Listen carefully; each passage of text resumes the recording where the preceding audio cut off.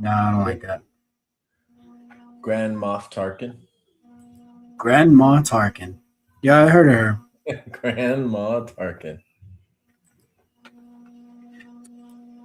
Alrighty, are we live? We're recording. We're live, but that doesn't mean you're done with your light show yet. What do you mean I'm not done with my light show? I'm not done with my light show.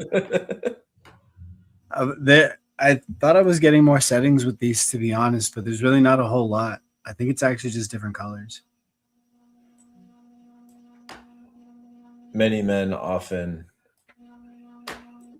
travel the road and taste the bitterness that is their destination. There's a lot of colors. It's LED. It's an LED road. Can't hate it too much. All right. Let's get started. I've got maybe a couple hours today. Little too red. No, that's good. Okay. It's been some time since we streamed last. And the biggest thing to discuss football wise is, of course, the NFL schedule is now out. I took some notes. So I was hoping we could actually, there's a couple angles to discuss on that. For what we're going to be doing best ball wise, the discussing it through week 17 is what's going to be important, because the formats where there's a playoff involved, you're going to want week 17 to be an elite. You're going to want to pick spots that have an elite game environment in week 17 where possible, because that's the last week of the season with all the money at the top. So in a 1 week season, we're going to want to identify the good spots for week 17 ahead of time. And there's a couple ways we can get at that. One, we can just look at what the weather's likely to be at that time of year, depending on the game, since we now know who's home and away. And then two is based off how we think the teams are going to be and who's going to be playing quarterback for them by that time, for example, we can see what the best game environments are going to be. So if it's all right with you, Gu, I wanted to walk through the schedule first, specifically looking at the playoff weeks for best ball, which is going to be weeks 15, 16, and 17. And then I was actually hoping we could do a little exercise where we compare those teams' playoff schedules and see who has the best spot, and that way we can use it to draft the rest of the summer. All right. Pulling up the schedule now.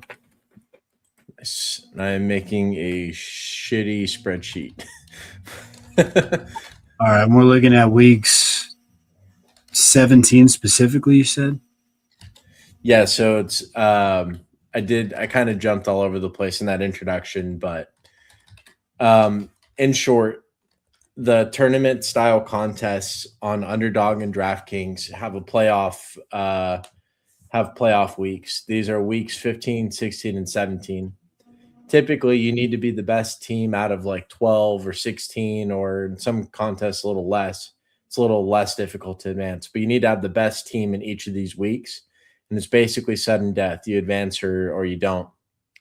So the thought process here is, in addition to just drafting players based off how we feel about those players, who they're going to be, we can also kind of predict who's going to go off when based off of the schedule. And then also who's going to struggle more based off the schedule. For example, this year we have a matchup of the New York Jets versus the Minnesota Vikings in week 17. And let me see where that game's being played.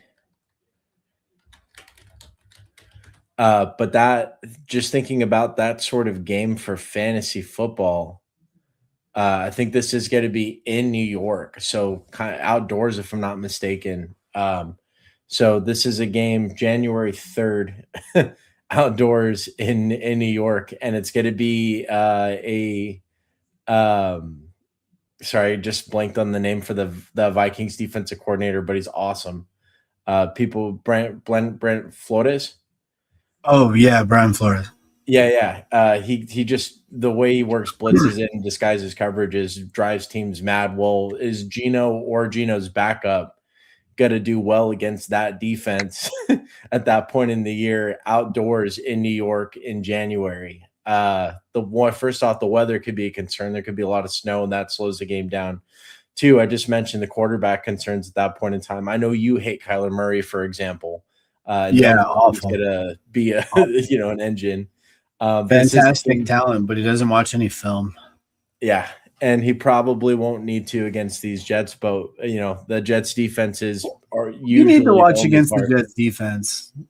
I don't think this is going to be a good team they're playing It's not a against. good team, but the defense is usually pretty solid. And it's not like they did unload of quite a few pieces, but I mean I'm looking at the line right now. Minnesota's projected as a 3.5 favorite with an over under total of 40.5. So like that's a score of 23 to 20 to 17, right? Or for them to win by 4 points. What is that? 20 to 16? What'd you say the line was again? 40.5. So they got to score 41 points combined, and the Jets and the Vikings are going to win by 4. So that 40, anything below 45 is typically considered a not great game environment. No, And right. these days Yeah, it's pretty that's what rare. I'm looking at here. It's Yeah. just going to prove your point is they're not this isn't going to be a good game at all for Yeah, and fantasy so output. what does that mean for our fantasy teams? Well, for drafting on Underdog and DraftKings in the tournament styles with these playoffs, if we draft Brees Hall, if we draft Garrett Wilson, if we draft Aaron Jones, Jordan Mason, Justin Jefferson, players in this game, if the game's not going off, if both teams are only projected for 2 to 3 touchdowns, and knowing this how this is going to shake out, there's going to be one touchdown on the ground from Jordan Mason.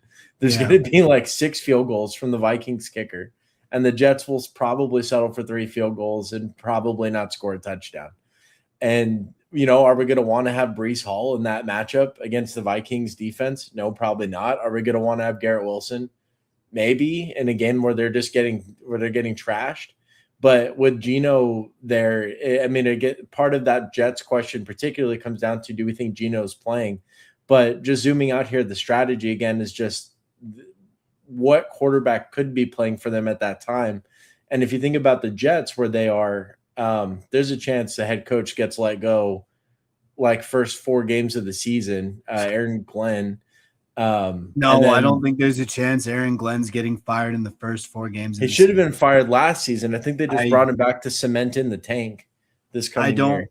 I don't know why you're thinking that he should have been fired at all. It's not like he inherited the holy grail of teams. Like It give didn't the do dude a anything with break. his There's nothing to inheritance either. do with. They traded their 3 best players like right before the season and into the season, and then they No, kept Brees Adonai Hall. Mitchell's still on the team. Like, stop it. Just stop it. We're not doing this. The Jets are I not agree they were a tanking, well-built but roster, but I do believe that Aaron Glenn is a step in the right direction. And if the GM is smart, they'll put together a defensive-minded team with a solid offensive line, and they'll be all right.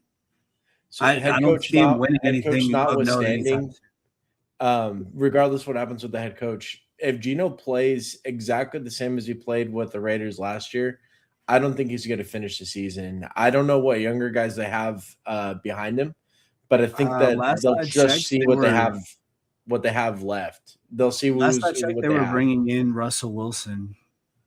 Oh, that'd be gross, but probably good for Garrett Wilson.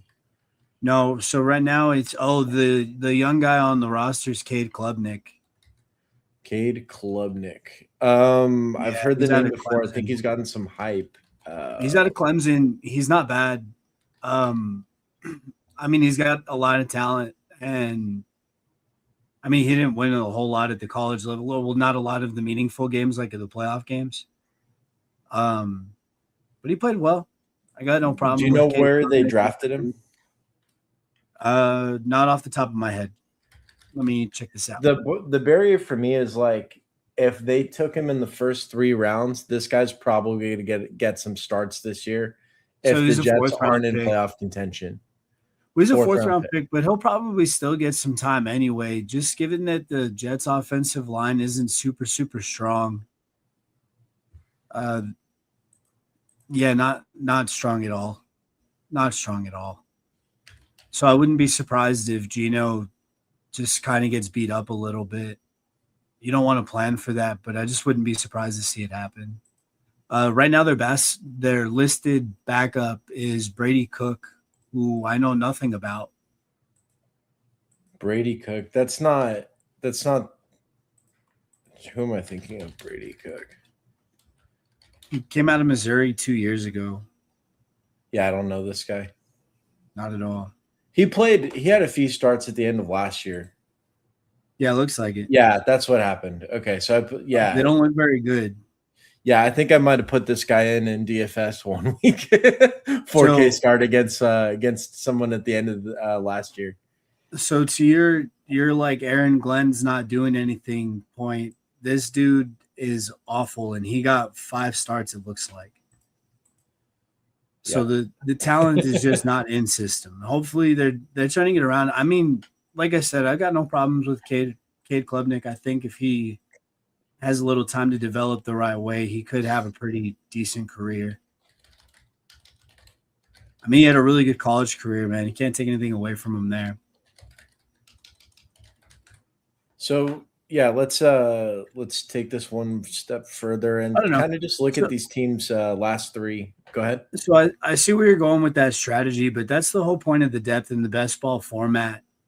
We're just looking for people who could put out the best. You don't want to shy away from a roster specifically because they have a weak back end projections. You want to get a well-rounded roster, some of which have good potential down the stretch, and some of which are going to give you good pop at the beginning of the season as well. Yeah, I'm fully understanding too that we're in the business of reading the chicken bones here, right? Like nobody knows what the hell's going to happen. The premium example of this, week 17, avoid a certain game, so avoid the players strategy going completely wrong, was 2 years ago when the Jets played the Cleveland Browns. And that game ended up being like 38-45 or something. And then Njoku had like 200 yards or something. And then Breece Hall on the other side went off for like 4 touchdowns. And this is against like the Browns defense. You wouldn't think. Not projected at all. Here. Or, tight end going against the Jets pass defense usually in these last like 10 years hasn't worked out, provided everyone's healthy. So all that said, like, if we just look at the Jets last 3, half these games could go the way we think or they couldn't. Like Jets Cardinals, sign me up for that. I think that's good. I think the Cardinals are going to be terrible this year. The bad defense. I think Breece week 15 against these Cardinals is going to be awesome. We'd have to look at that Vegas line, and I'm putting together a spreadsheet here to sort of keep track of this so we can reuse this as we're drafting. But yeah, in Arizona, week 15, in a dome, yeah. Like, sign me up. But then the next week against the Patriots, who for some stretches had the best rush defense. Like that's a no-fly zone for Breece. You got to take everything with the Patriots last year with a grain of salt, man. They had the easiest schedule by far. The next closest, they were in the 300s as far as strength of schedule goes. The next closest opponent was the Broncos at 422, and then the Cowboys at like 445 or something like that. So the Patriots, they played dog water competition. So I'm not going to say they went out and did all this really good stuff or that they were good. And their schedule is going to get harder because the AFC did get better both at the top, and I think the East got better as well. We'll see whether or not I'm right about that, but they definitely made a lot of moves out in the East to do some good stuff. At the very least, they won't be rollovers anymore. Yeah. That being said, looking at these Week 15 matchups, I like this Saturday matchup with Chicago and Buffalo. I think The over under is 51.5. I think that's going to be smashed. They'll probably score a combined 60 points, maybe even into the 70s. Yeah, Chicago. Both of these offenses are teams. Chicago Bills. Things it auto corrected to Chicago Bulls. That's great. I love it. Week Hey, they're 15. not bad on offense. They're not good at anything else, but they're not bad on offense. Who, the Chicago Bulls? Yeah. Yeah. Yeah. Where is this game being played? Does it say? It's Chicago? in Buffalo. It's in Buffalo. In And Buffalo. it's in January. Okay. Either way is not great, right? It's in December. So Yeah. it's going to be cold for sure. I'm not going to go so far as to try to predict snow or anything like that. Yeah. But it is going to be cold. It's a night game, which is why I think there's going to be a lot of points scored. It's Tony Romo. He's going to be calling it. You know dang well that they're going to have a lot of exciting stuff for Romo to be calling. It's a game that looks pretty good on paper, but I see the Bears defense probably staying middle of the pack. I think obviously Josh Allen and Caleb can both push a game really far, but for best ball, yeah, that's the kind of thing that let's just look at one of these teams last. So just using the schedule analysis, right? Like the Bills week 15, that's a great offensive environment. Could definitely be what we need to get past. But if we look, this is pretty good for the Bears overall, man. So like the Packers, yeah. It seems like what we want to do is take into account full strength of schedule, like the full projected strength of schedule, because that's obviously all we have at this point in time. And then we want to isolate those last 3 weeks specifically and see who's got easy matchups in those 3 weeks. And, X plus Y will equal Z. And those will be the guys we want to target, or at least the teams that we want to get a large share of. So if we're looking for instance, we just need to think of divisions that are going to be kind of bad, but have one really good team in them. So Bears at Bills. The NFC North actually jumps up to me because it's I don't know how good the Bears and the Packers will be on the repeat, but I think the only really good team out there is going to be the Lions. Is that I hope this Lions game is in Detroit. I really hope it's in Detroit. Shit. Are you looking at week 15 or week 17? Because that Bears Lions, could you imagine week 17 on that? Yeah, so that was going to be another matchup I wanted to highlight at the end of the season. It's in Chicago. Yeah, maybe what we do too is start color coding this as well, like the matchups we like. The projected over-under is still 49.5, so it's not something we want to shy away from as far as offensive output. So we really like this one. Other matchups I like that week are New York and Dallas. I'm a little hesitant to be picking against Dallas's defense because I do believe in the changes that were made, but who knows if they put it together in time for this season to look good. So that could be a team that's going to be in Dallas, right? It's in Dallas too. So there's a good chance that Dallas does not win this game. But it is against the Giants, so there's a good chance that Dallas does win this game. I think we'll win that game. We'll see what happens. The Giants made a lot of really good moves this offseason. If they got healthy, check out the Cowboys end of year. They're not going to be an easy out. The Giants end of year have two defenses. They might depends which lines show up and if they're healthy. Last year they had all those injuries that kind of gutted their secondary. Yeah, that's where I'm at with the Giants. Is if they come back healthy, I think we could be looking at a very different team than what we saw last year. Cleveland and New York. I don't hate the New Orleans-Atlanta matchup, actually. I think that'll have a lot of fun. New Orleans-Atlanta is going to be pretty awesome. I love all the ETN shares I've had so far. Like, thank you. I actually highlighted him as a player I liked for season long, specifically because he had a pretty nice. The AFC or the NFC South rather is not going to be super great on defense. They're definitely going to be able to have their way offensively as far as I mean, these are all really well put together offenses in New Orleans, Atlanta, Tampa Bay for sure. We're on to the Saints now, right? I don't know what we're going to see out of Carolina offensively. I like them a lot. They made it. I mean, Bryce looks a lot better down the back stretch of last year. I think he'll take a step forward. I don't like him to in do week that at the 15. end of the season when defenses kind of back off, teams are playing for a little less. And I don't like Canales, him in week it always 15. seems like Bryce needs to warm up. Right, Period. but they got Seattle that week. Saints, Bucks, Saints, Seattle's Saints, going to be Falcons, looking to too. repeat, and they brought back the core, and they got better too. So I don't think Carolina is going to have very much success week 15.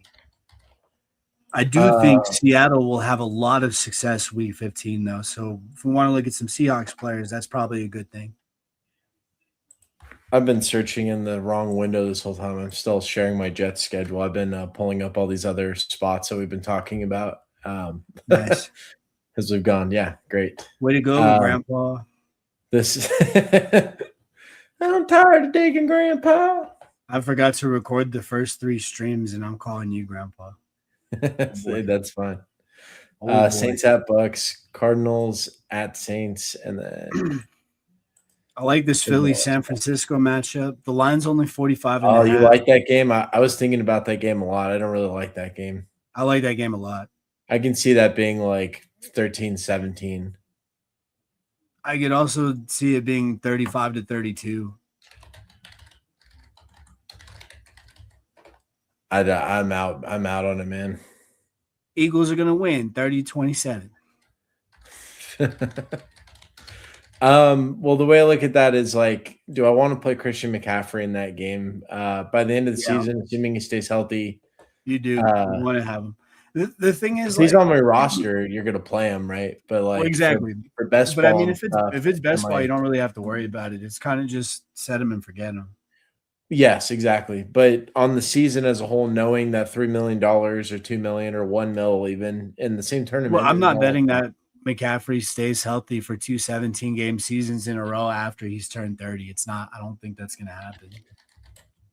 Wait, he is 30, right? I didn't just make that up. I think he's 30 years old now. We're if not a little older. We're going to check because I believe in spreading the correct information. Oh, he's about to turn 30 in June. Hey, what do you know? He's a young guy. Eagles played the Niners. Is that in Philadelphia? No, it's in San Francisco. Awesome. So I like it even more. Yeah. Awesome. All right. Who else? It's week 1. I was like, damn, the San Francisco LA matchup, but that's week 1. Eagles 2026. Darn ESPN not bringing up what I want. Who else do they have? They've got the Texans and the Seahawks. Dude, look at this gauntlet that the Eagles have to run through at the end of the year. They got like, if you have Jalen Hurts and you gotta play him against the Seahawks, then the Texans, then the Niners. I definitely like Jalen Hurts season long to have a lot of success.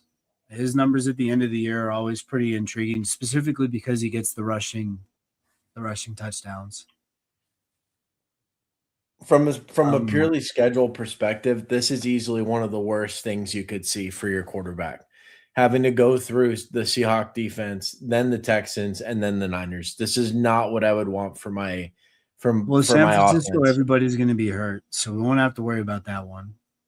Possibly. Yeah, I'm not loving those first 2 matchups at all. No, so if you get pretty much every 49ers game I've seen, the lines, the over-under is pretty high, so they don't really believe in their defense to do very well. The thing is, Shanahan's defense is usually pretty good. They were just hurt like all over the place last year. They had Christian McCaffrey's knees required so many blood sacrifices. It took over like 3/4 of his defense and several pieces of the offense, including Kittle's Achilles tendon. And Brock Purdy at some point in time. And Brock Purdy for some stretch of that sacrificed the quarterback, but they were okay because they had savior Sam Darnold off the bench. And now Hey we're man, now we're gonna ask like, okay, so I'm the looking at nine these week 16 matchups and I'm salivating a little bit because we got Buffalo, Denver, we okay. got Jacksonville, Dallas, we got San Francisco, Kansas City, we got Vegas and Tennessee. And I'm not sure about that one. I think Tennessee is going to score a lot of points. I don't know really what Vegas's offense is going to look like at that point if Mendoza's taken over yet Easy or not. Mendoza starting by then. Easy. What if Kirko Chains comes out and just balls, has like three to four 400-yard games in a row to start the season? I think that They the still way turn that it over? Brady and the way that Brady and other people associate the Raiders have expressed it so far, I think they're going to be fine to let Kirk Cousins. I could see a world if they get off to a really hot start or playoff contenders leading their Just let division him or whatever run. with Kirk Cousins. I could just see them letting him run the year because right now they just want Mendoza to learn, as far as I know. I think Mendoza has a skill set and the body and the frame to just plug and play. I think you could drop him in an NFL offense and he wouldn't do any worse than Cam Ward did last year, for example, with similar to worse weapons. You think his Uh, floor is already Cam Ward? yeah, I think so. I think Mendoza, I think he's a really smart player. I think he doesn't make mistakes. I think he reads things well. I think he's the kind of quarterback that if you put him in a system where he could learn, I think he's a career starter. I think he's got to be playing football for 15 years. Okay. I really like him. I think he's huge, and he makes the right decisions. He makes really hard to make throws.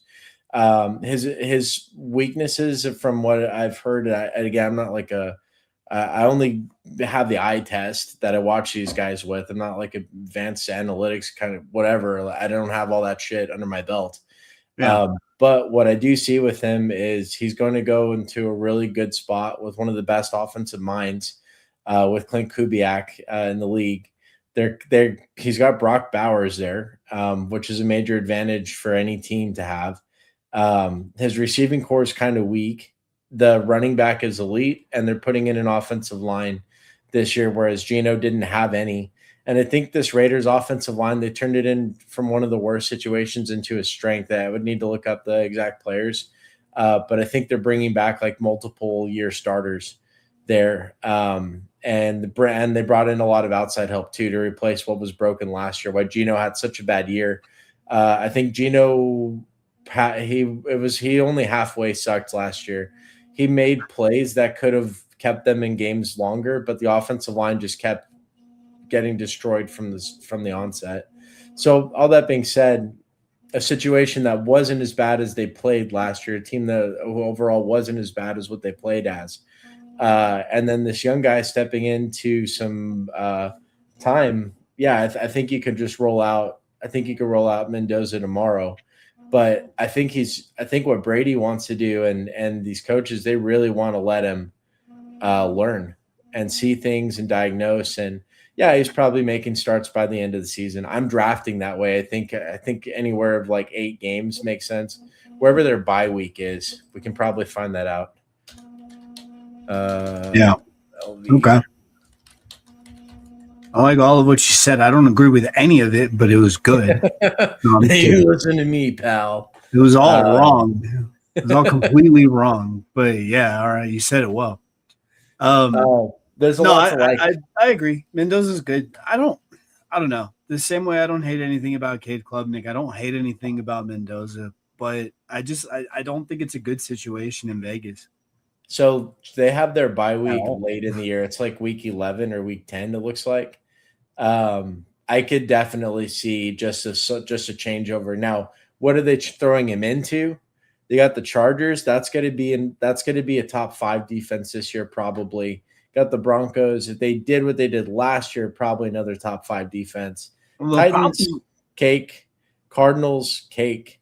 And then it'll the probably Chiefs. be a softer matchup in the middle of the season, really. You think so?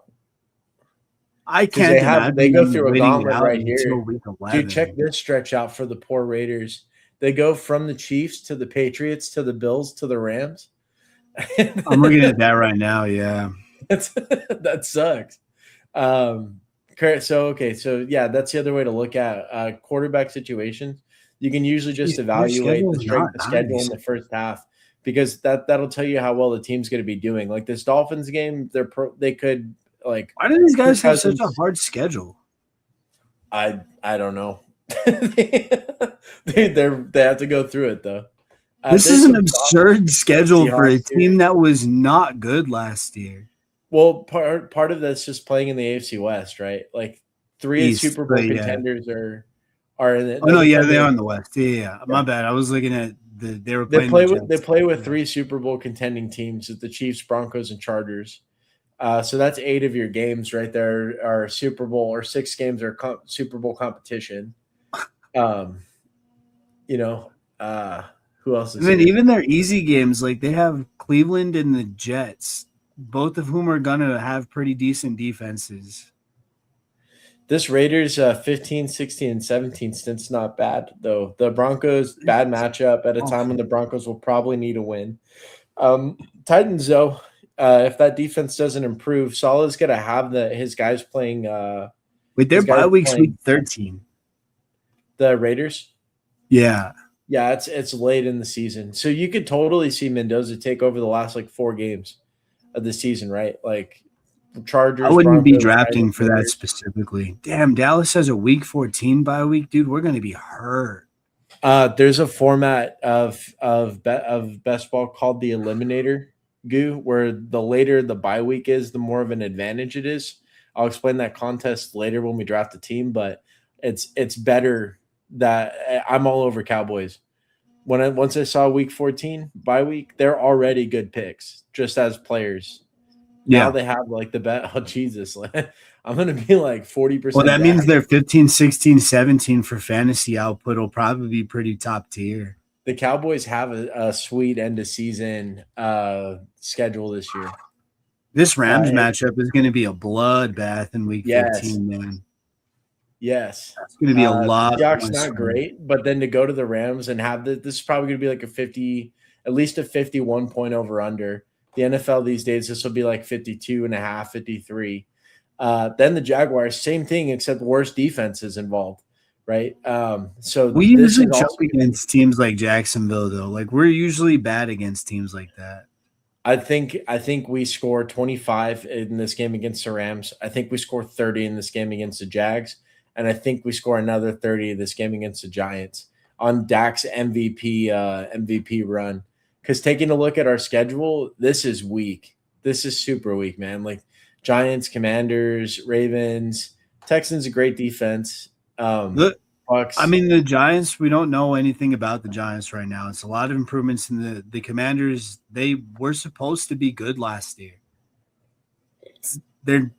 I don't know if Jaden Daniels is just bad or if there was just a lot of injuries on the roster around him. He got hurt last year, so the team kind of just limped and died off. But Right. the defense folding the way it did, even before they weren't not competitive, even before the Daniels injury, that's what was worrying because Dan Quinn's sitting there at the top. Like that's a team that should be defensive first, and they just haven't been living up to snuff.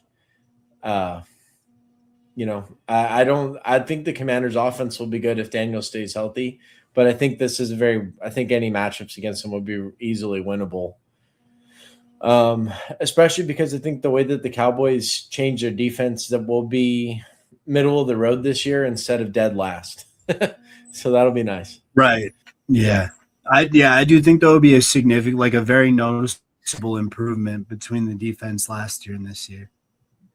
But look at this. We got week 5. There's a Tampa Bay matchup for Dallas. I like that a lot. I mean, like we said, it was already a schedule. Like we knew the projected opponents, but now where they've laid out just kind of makes a lot more sense to be all in for a best ball format. Or even for just a season-long format for like a 10 to 12 team league. There's a lot of value in the Cowboys roster. I love it. I think this is the best playoff run we've seen so far. The Rams, Jags, and Giants. I'm very interested in Cowboys players for tournament style contests in the playoff rounds. I thought the New Orleans Saints one I know we already talked through this spot a bit, but now that I'm going to New Orleans Saints 2026 schedule. I I think like this the was the other Saints one that stood out. middle of the year schedule. Which patch? This It's like weeks 5 through 10. Might even be through week 11. I just haven't gotten there yet. they can win more than half of these. I think It that, is through like week you were 11. saying, the Giants it's a question mark on defense. But if But it's not even the just Giants about are winning. really It's good, more just about the offensive output that they can give.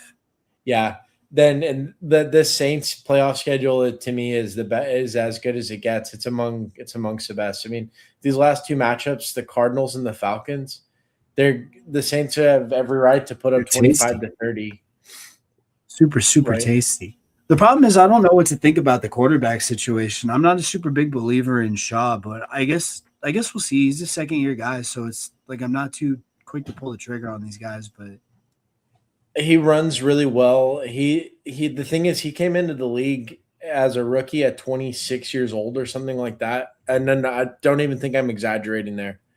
The guy has just a ton of experience and he plays like it. He doesn't make a lot of mistakes and he can run really well for, like a bigger white dude.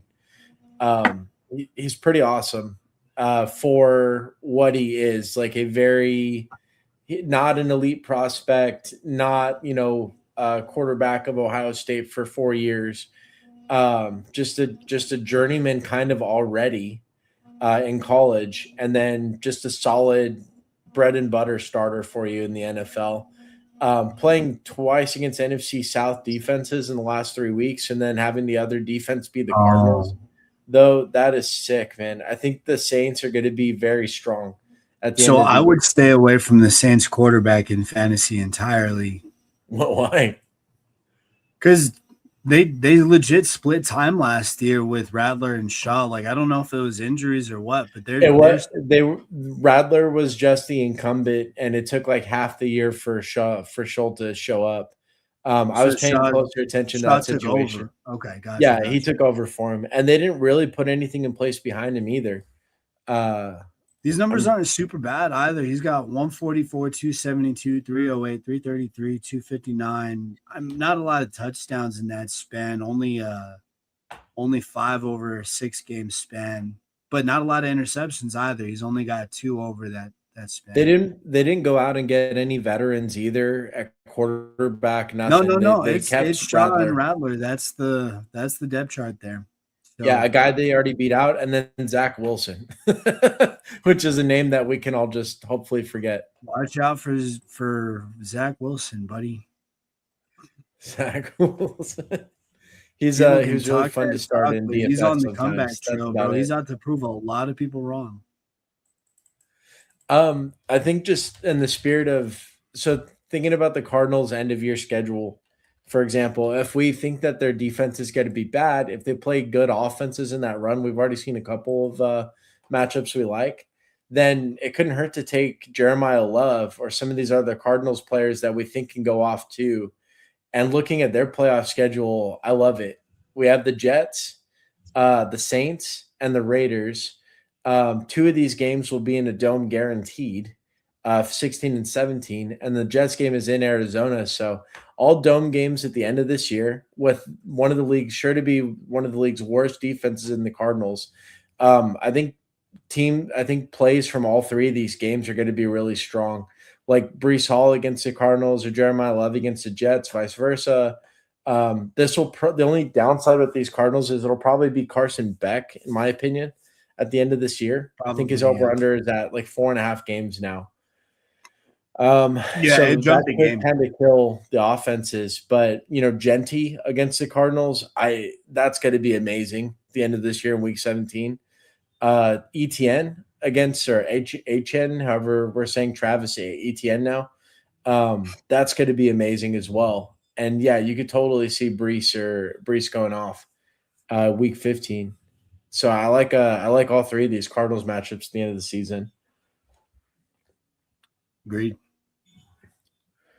Um, do you want to keep going on this sort of end of the discussion, or what I wanted to do was get us starting to think about how the schedule is going to influence who we pick, so that way we have this knowledge handy for the drafts, but we can, of course, just draft. Um, I guess the easiest way for us to be would be to, like I said, so we want to isolate the last 3 weeks of the season and find matchups that we like specifically, and then Yeah. see what overlap there is with easy strength of schedules. Yeah. So I guess the easiest way to do that would be to look up projected strength of schedules. Yes, and there's a few places to find that information. Some prepackaged sites like bigger fantasy football sites like fantasy footballers have a strength of schedule for free. Let's just see what comes up in Google.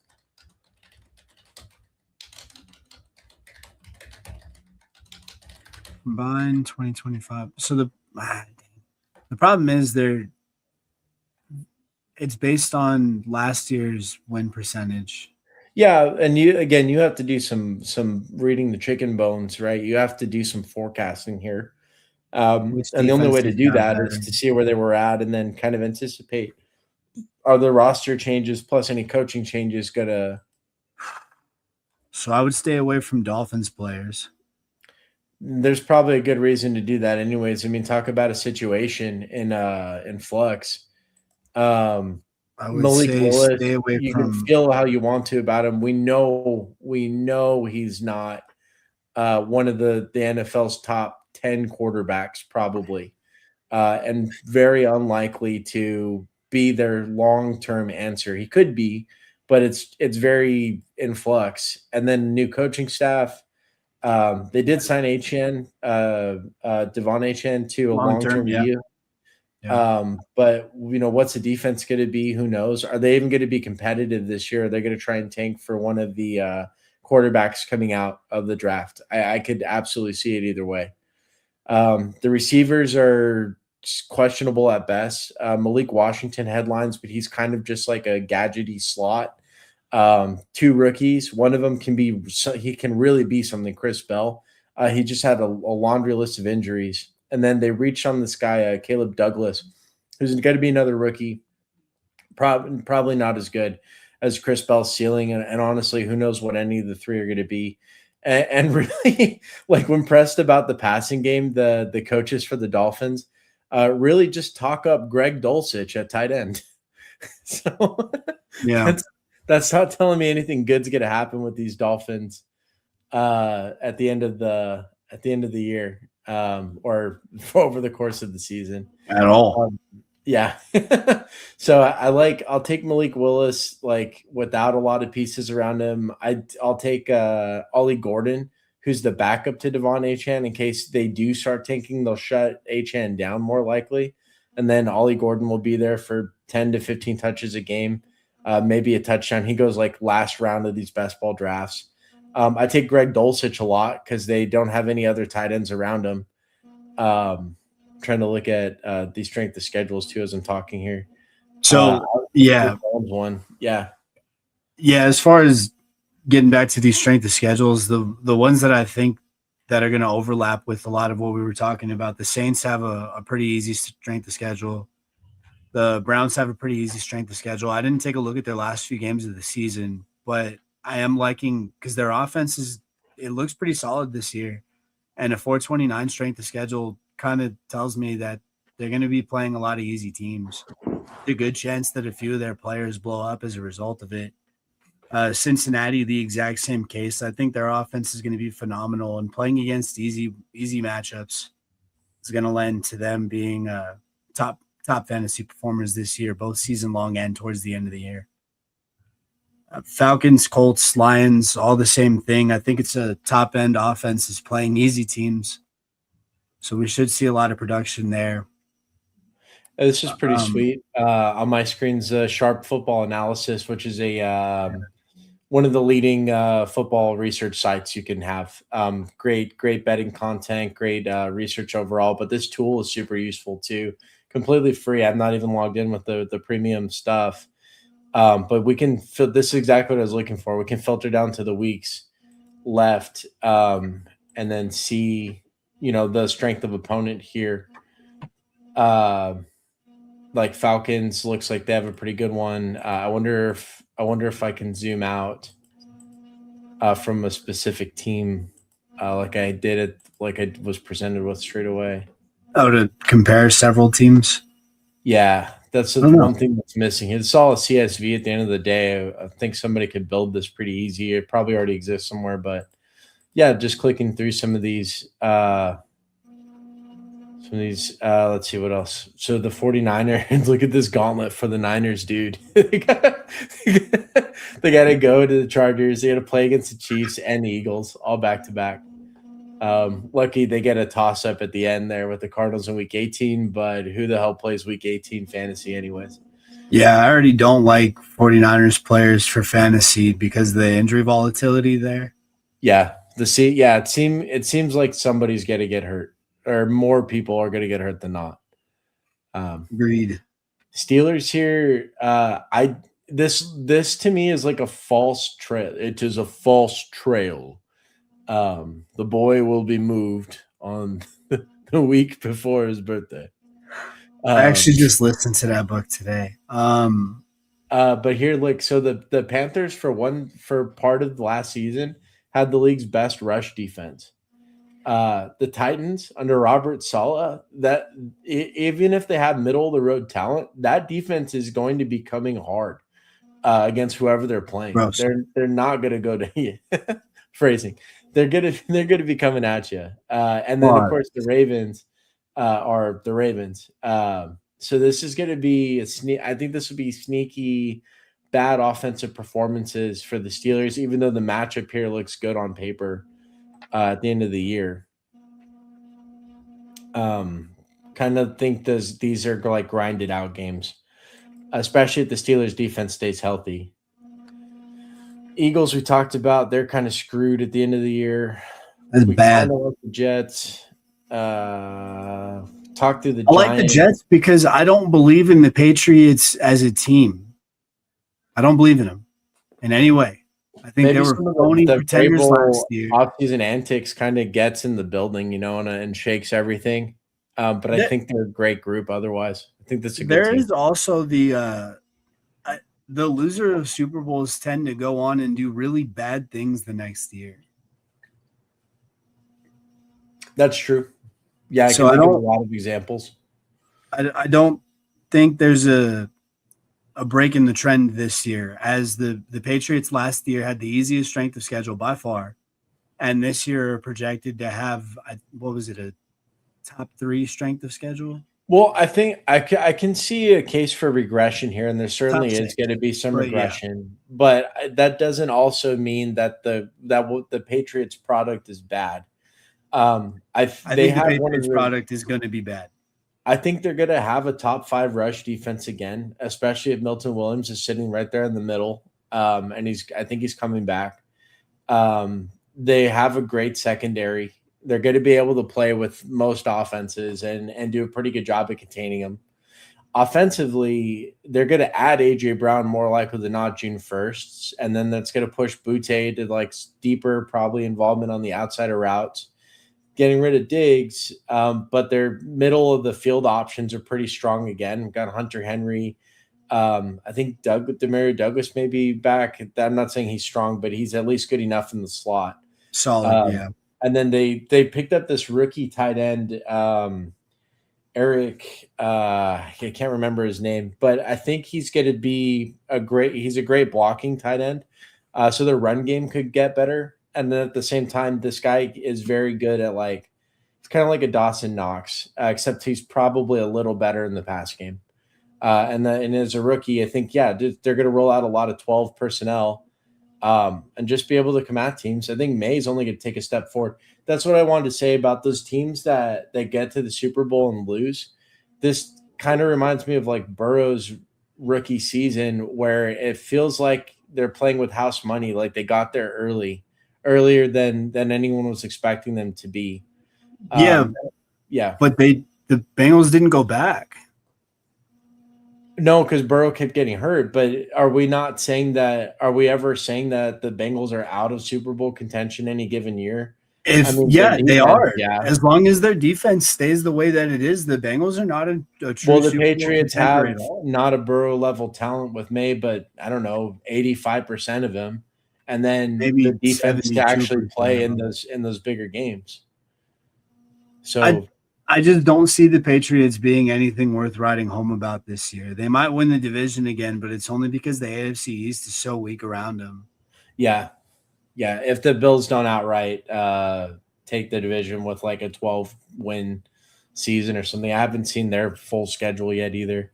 That's a maybe for the Bills. I'm not a huge believer in them as a team either until they fully address those defensive issues, man. It's getting absurd. I don't know how you can waste a quarterback like Josh Allen for as long as they have. Josh Allen kind of wastes himself too, and I that's not meant to be like a hot take kind of thing, but I look at Josh what Allen has like plays where he kind of wastes himself. It's not like full game but they tend to stretches. be in big moments in Right. the playoffs sometimes. Okay, but these big moments are happening in games that are like 35 to 42. They're not happening in games that are 17 to 20.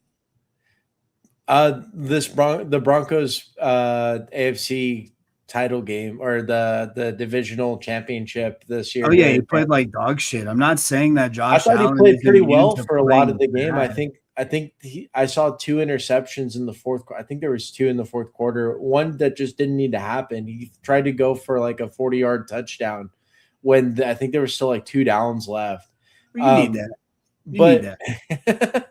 and he was throwing to like Brandon You need Cooks that. or something against the Are you Broncos talking secondary. about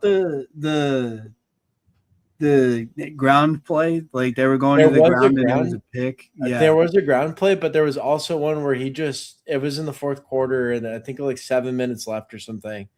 And he just threw it deep I don't know why. I still don't know why. He tries to win the game, which is what you want to see if you can win it all the time, but he can't. And the thing is, like, I think the Bills have known this for a while.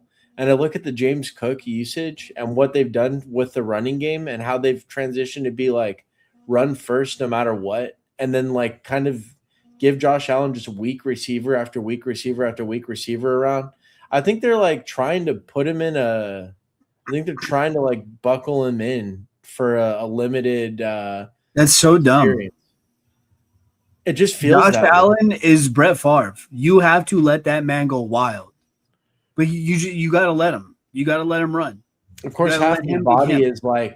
half his body is being held together with like chewing gum by the end of the year and popsicle sticks. It is what it is, man. He Yeah. wins you games. He gets you deep into the postseason. He's played in the AFC Championship game a few times, and were it not for a few rules that I don't think should have existed at the time that they did, we might be singing a very, very different tune on Josh Allen's career. I'm gonna get us logged into DraftKings. We can fire up a But draft on the side. that being said, I'm not a huge fan of the Buffalo offense outside of Josh Allen and James Cook.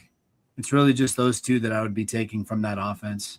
Do you like DJ Moore? He's going in like third, fourth round. I'll take them. The Or problem fourth- is fourth pick. if it's anywhere before like the 100th pick, I probably don't want any part of DJ Moore. Yeah. But 100 on, yeah, okay. I could see myself being talked into wide receiver 1 for the Bills. Who knows? Maybe they actually use him. I think they do because the coordinator there is the same guy that was there when DJ Moore was in Carolina. And there's a reason they traded for him. Now I could so We should go get Curtis Samuel and reunite the duo. who was the other dude right before that? Kelvin Benjamin. Kelvin Benjamin. Oh Yeah, no, that dude you had just no need to ass. get Kelvin Benjamin back. The only reason Kelvin Benjamin had a job in the NFL was because he was big and fast. If he was not both of those things, he would not have had a job because he could not catch. It was bad, man. Big, It they was bad. fast. Plus, they fast. Yeah, you said that already. You said that already. Hey, you said that already. I don't blame him for saying it twice, man. If I was playing against them boys, I would have been woof. Yeah, Yes. all 20-year-olds that you're playing against. Hang on, I gotta step away for a second. I'll be right back. Heard.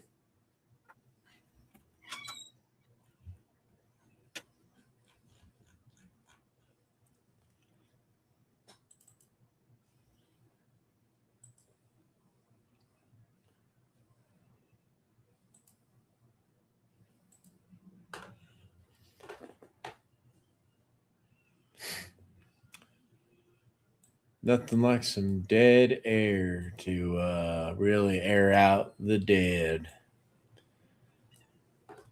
Well,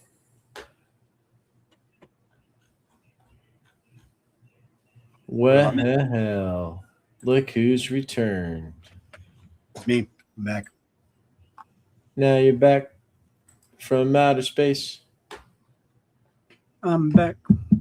Back in the New York groove. I'm back. Back in the New York groove. I don't know the rest of the words to this song. I'm back and I'm better than ever. I'm back and I'm better than ever. I'm back and this time I gotta say wow. No, I gotta say wow, boy. Cause this time I'm a cowboy. Guess who's back, back, back, back again? And she's back, back, back. Tell a friend. Nah.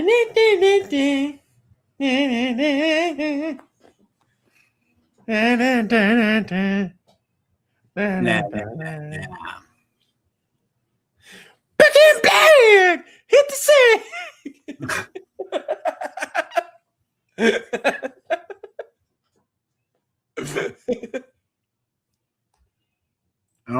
I can't top that. That's it. Yeah, that's right. It's not like you could have sang "The boys are back in town." But nobody's in town. It's just me. Guess who's back in town again? Me. Down at Dino's.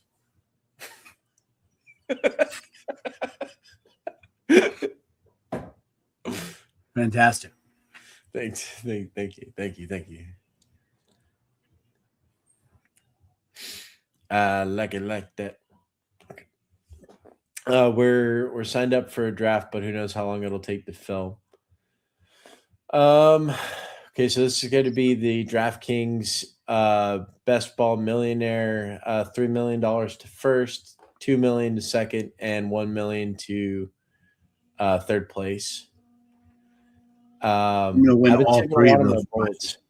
What was that? Yeah. So there's some like debate amongst the better players. Like if you got third place, but it's for $1 million, would you put third place in like your bio? Like would you say, yeah, I got third place? I put $1 million winner is what I put. Yeah, that's what I would do too. Sounds like it's first, but everybody knows it's not. Nobody knows it's not. I just won $1 million. These biscuits, hey.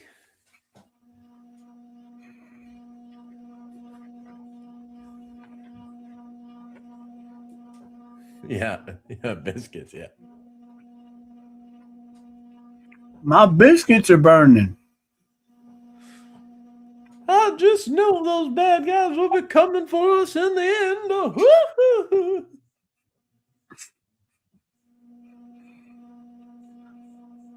As long as I got old blue. Don't worry, Dan. As long as I got old blue. All right, filling at 8 of 12. Should be starting up this draft pretty soon.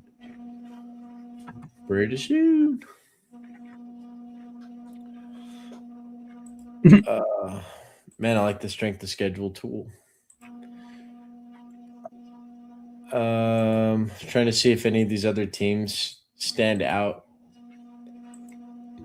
The Bears have a pretty good offensive matchups. Weeks 15 through 17 for them. The Bills, Packers, and Lions in order. I could see that Lions. I can see the Lions and Packers games being sneaky. Actually, all three of these matchups, they could be sneaky on the defensive side, but I don't think the Bears defense is going to be anything too scary next year. And I could see those games just going off. Um, You should be scared of bears. They're dangerous. Bears can smell the schedule difficulty. I hear difficult schedules attract bears. Difficult schedules attract eagles. Eagles can smell the difficulty. They can smell hard schedules. All right. Matchup is just about to, or the draft's just about to start, but I'm going to step away for a second. I will be right back. Wait, you should share that draft screen. I will share the draft screen or do it at another time. It's very confusing. I don't know if you were going to share that draft screen. Screen. All right, we got it. There's the draft screen. Running, be right back. Be right back. We're going to remove him, chat. Remove him. Ha! Now it's my stream. I know I can't draft without him. What a shame this is. We'll have to add him back. Wait till he gets back. So just kind of to recap a lot of what we were saying there, I think the strategy that we came down with right now for drafting so early in the off season is essentially you want to be looking at a total strength of schedule, and then you specifically want to isolate the last 3 weeks of the fantasy season, whatever the playoffs are. And this is same for season long 10 teams basic fantasy and for DFS, best ball league, stuff like that. You want to take the playoff weeks and check that strength of schedule, compare those two, and whatever teams overlap is the teams that you're going to want to have the highest share of. I don't have the end of season in front of me right now, but what I was looking at earlier, oh, he's back. Baby. There's a baby on the screen. Found a baby. Troy found a baby, everybody. I don't know if that's a good thing, but yeah, we're at pick 11. So your we boy, should be able to. Let's get Jahmyr Gibbs. Yeah, pick 11. Yeah, hopefully it falls. Let's get Bijan. Oh, they won't be available. Let's get Amon-Ra. Let's see. Backup plan in case we don't get Bijan or Gibbs. We'll probably go. No, they'll be there. We're good. They'll be there. We'll probably just handcuff them with Isaiah Pacheco. We should draft Isaiah Pacheco now. Yeah, that's what I'm saying. Just make sure we don't miss out on him later. Well, because we didn't get Gibbs, then we're kind of assuming he fails anyways. So we might as well just take his backup now. Good strategy. Take him. Cue him up. All right. Seriously though, with pick 11, I've been noticing this trend where your first two picks, you're gonna have to go same position, just based on how the fields are falling. Hey, let me put this baby up. If it's good luck that we get somebody like Jonathan Taylor or Christian McCaffrey to fall to us, then good for us. We can draft them with a running back and a receiver, or rather, with a receiver. But more than likely, we're going to be stuck with receiver here at this round, trying to get the most bang for our buck. So I'm not the biggest believer in guys like GNT or Jefferson or a chain for that matter. I'm just not a big fan of their offensive schemes. I don't believe in the people around them to do what they need to be doing. In this range, though, my preferable would be along the lines of James Cook and CeeDee Lamb. Hopefully, we'll be able to get one. If we can get both, that'd be great. But more than likely, check this out. This is what I mean. It looks like all the receivers in this range are being eaten up right now. So it's working out to where we're going to have to go running back, just to get value for the position. So have you, I missed a lot of what you're saying there, but have you thought about that in general, the receivers like a CD, or any of the guys who go before him are just going to put up so much more points than any of the receivers that go after. Whereas with the running backs, like, I don't know, you could see Montgomery being like 90% of Cook most weeks. By the way, do you want to Big go CD, Lambert? big CD, big CD? Okay, we got him queued. And then we'll hope that one of these running backs is available at the next one. Oh yeah, we have our Oh, they will be. running backs here. One of them will be. I don't want Cook, Saquon or a Shane, but if somehow James Cook is there, I would love James Cook. You know, I feel the same way. I often just skip past H. I still have some exposure to HN just in case. Same thing with Barkley. But my preference here is pretty much Cook or Walker. And I've also started reaching on Derrick Henry here because he plays against the Bengals week 17. Yeah, I don't think it's ever a reach to go on Derrick Henry. He's going to have a few 3-touchdown weeks. You just don't know when they're going to be. And in a best ball lineup, that's a guy you want. What? Do you want to go Walker here? Yeah, that'd be great. Yeah. I think he's the outside of Barkley, but I know you said you don't like Barkley, so. I mean, I would love Barkley, you know what I mean? But yeah, I'm scared. He's risky this year for it feels like it. And then that playoff best ball schedule is not nice for him. No, not like Kansas City's overall schedule anyway. Like you're right. The AFC West is really strong as far as though they're all contenders in their conference. Yeah. But I do firmly believe in the Chiefs offense to bounce back last year from what it was. And I think that Walker specifically will be a huge part of that. Yeah, the other thing about the Chiefs backfield is that they don't have anybody they can spell them with. They have Amari DiMercato, who's like a third down back. Wasn't Kareem Hunt still in system, or is he a free agent right now? No, they're letting him go. They let him go.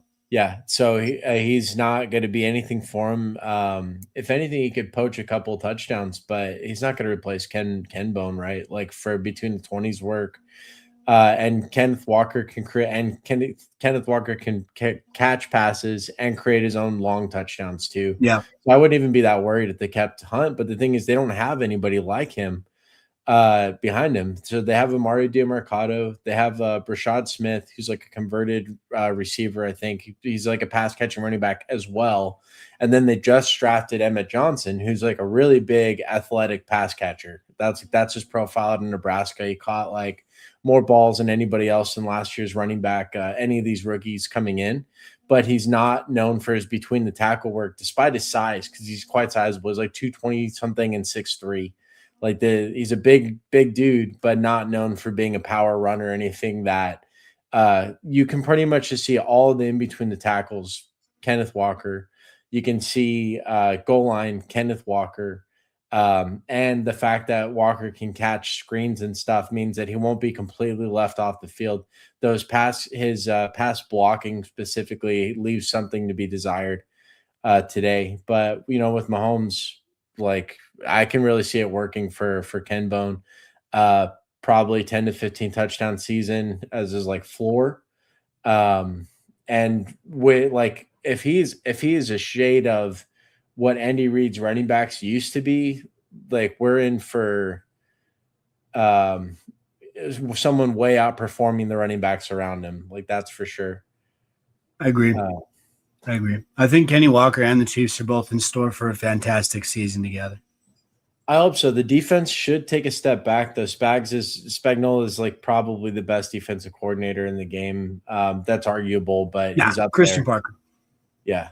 He can do a lot with very little, but they did lose Trent McDuffie. They've lost, and their defensive roster in general is aging a lot. So you can see their talent taking a step back, which is, I mentioned this because Chiefs end of the year, you got to go play in Kansas City. It's a pretty miserable place to play. those games don't go anywhere because the defense is going to hold you to 13 points. So Mahomes and crew aren't going to do anything more than they absolutely have to. That's just been who they have been the last like few years. But if their defense is worse and Mahomes has to play, and they did reload a little bit on offense, I think they got much better. Between Kenneth Walker alone made that team so much better. 2 steps forward. Yeah.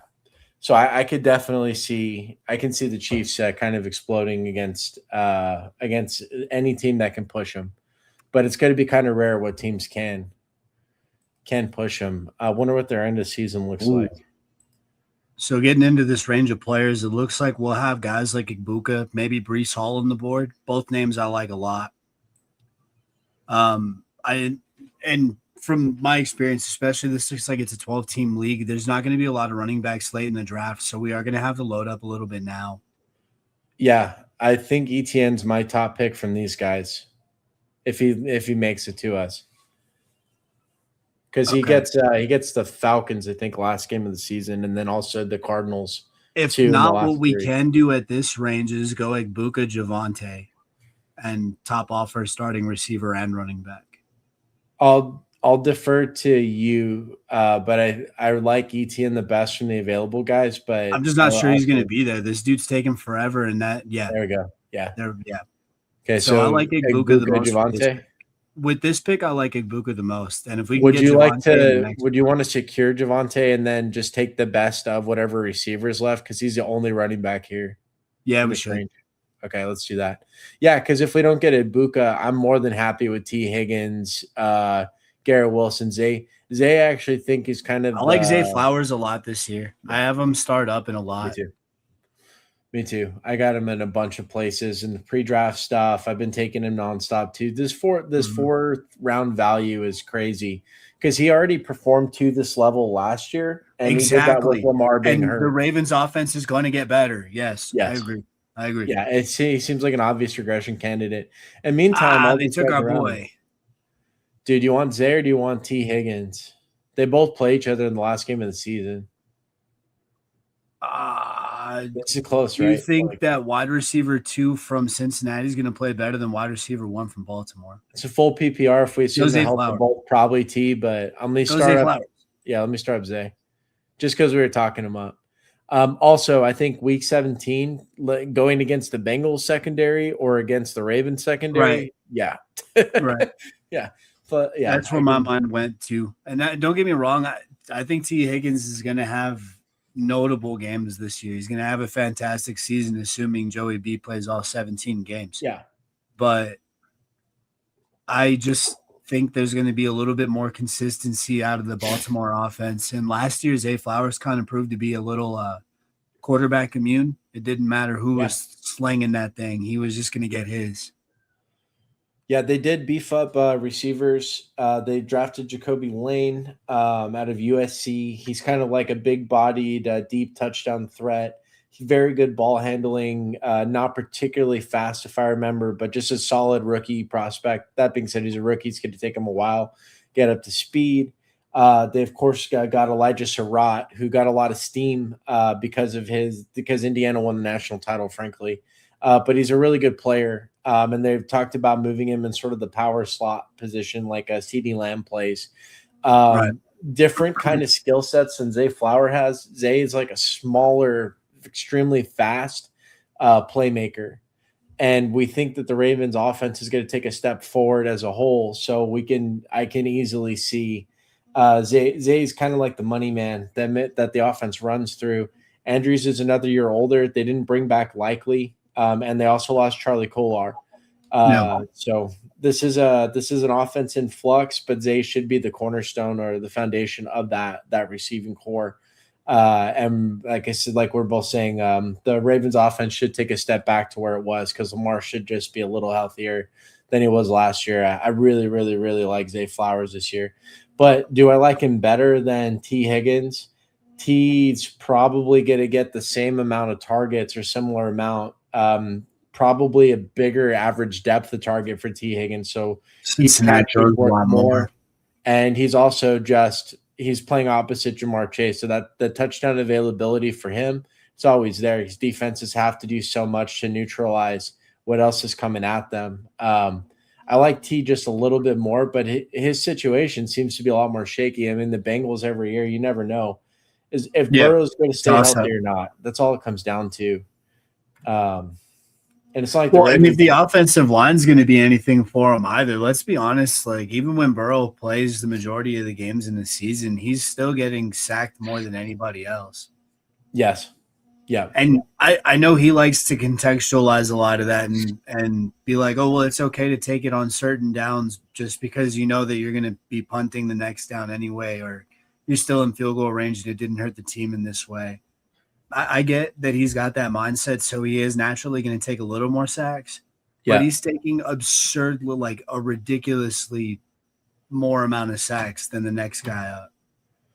He has to try and make something happen. It feels like the hopes of this city's football outcome for the next like 20 years are probably through that arm. And they're not going to get there because the owner's cheap and he's not going to put any of the ancillary pieces in place. Speaking of him, if he's there available, we should grab him. Because we just grab who do we got? Ball. Well, it's not about stacking him with anybody. It's about just having best quarterback available. I want Dak if we can. I don't know if he's going to fall back. I would absolutely love Dak, but I'm just saying the Joe Burrow at this range would not be a bad pick. Burrow's already off. Since we already have the starting running backs and receivers already solidified. Burrow just left off the board. Then get out of the quarterback range. We can wait. I would really want Dak, but I don't think he's going to fall back to us in the 80s. But even if he doesn't, I mean, Mahomes, Lawrence, I think there's 300-point QBs on the year back there still. I like Dak better than all those guys, though, this year. Well, for now, we're about to be on the clock. Like we're pretty much up. So we can try to continue with our trend of receiver running back right now. I like in that range Jadarian Price. I don't like Waddle, but I'm okay with Waddle. I don't know what to make of him really, just because I don't know if Denver's offense is going to take any steps forward. And if he's the exact same player he was last year, I don't really like him in that range. If we look at receivers, these are the last two that I think are worthy of this pick, Waddle or Watson. So we should probably get one of these guys. And then running backs, I think there's good arguments for at least three of these guys, so we can pick up the other one. I'm gonna go Watson or Waddle. Go with your hearts here. I'm gonna go Waddle. Number one receiver for the Broncos could be very valuable. Are we sure that he's the number one with Cortland Sutton there? Well, Sutton's never really done anything other than just be 5 to 8 targets a game and a touchdown every other game. Completely fine pick, completely worthy of his like 7th or 8th round price wherever he goes. I think it's like pick 80. But Waddle should be replacing all the other stuff that Sean Payton was trying to duct tape together between Marvin Mims and Troy Franklin. Yeah, using Waddle's actually that guy. Yeah. And I think Marvin Mims, the hell of it is, I think Marvin Mims is actually a good football player. And I think Troy Franklin has a good chemistry with his former college quarterback, Bo Nix. They both played at Auburn. But I don't think that either of those two players are half as good as Jalen Waddle. Waddle's incredible. I think he's an actual NFL talent. I don't think Cortland Sutton will be the wide receiver one for too long.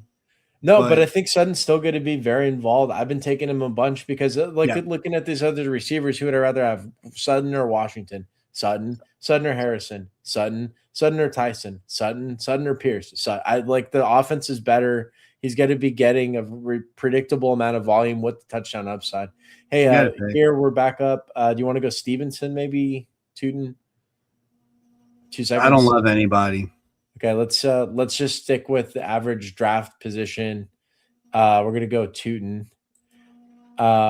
He's definitely the most controversial. I don't feel completely comfortable, but it's a third running back after Walker and Williams. I mean, who knows? Maybe we just got the gem of the draft and we don't even know it.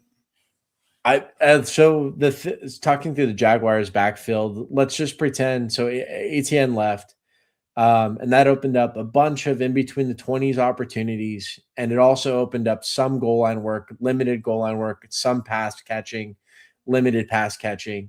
Tuden was kind of like the change of pace, but he's bigger bodied, and he was also featured on the goal line a little more.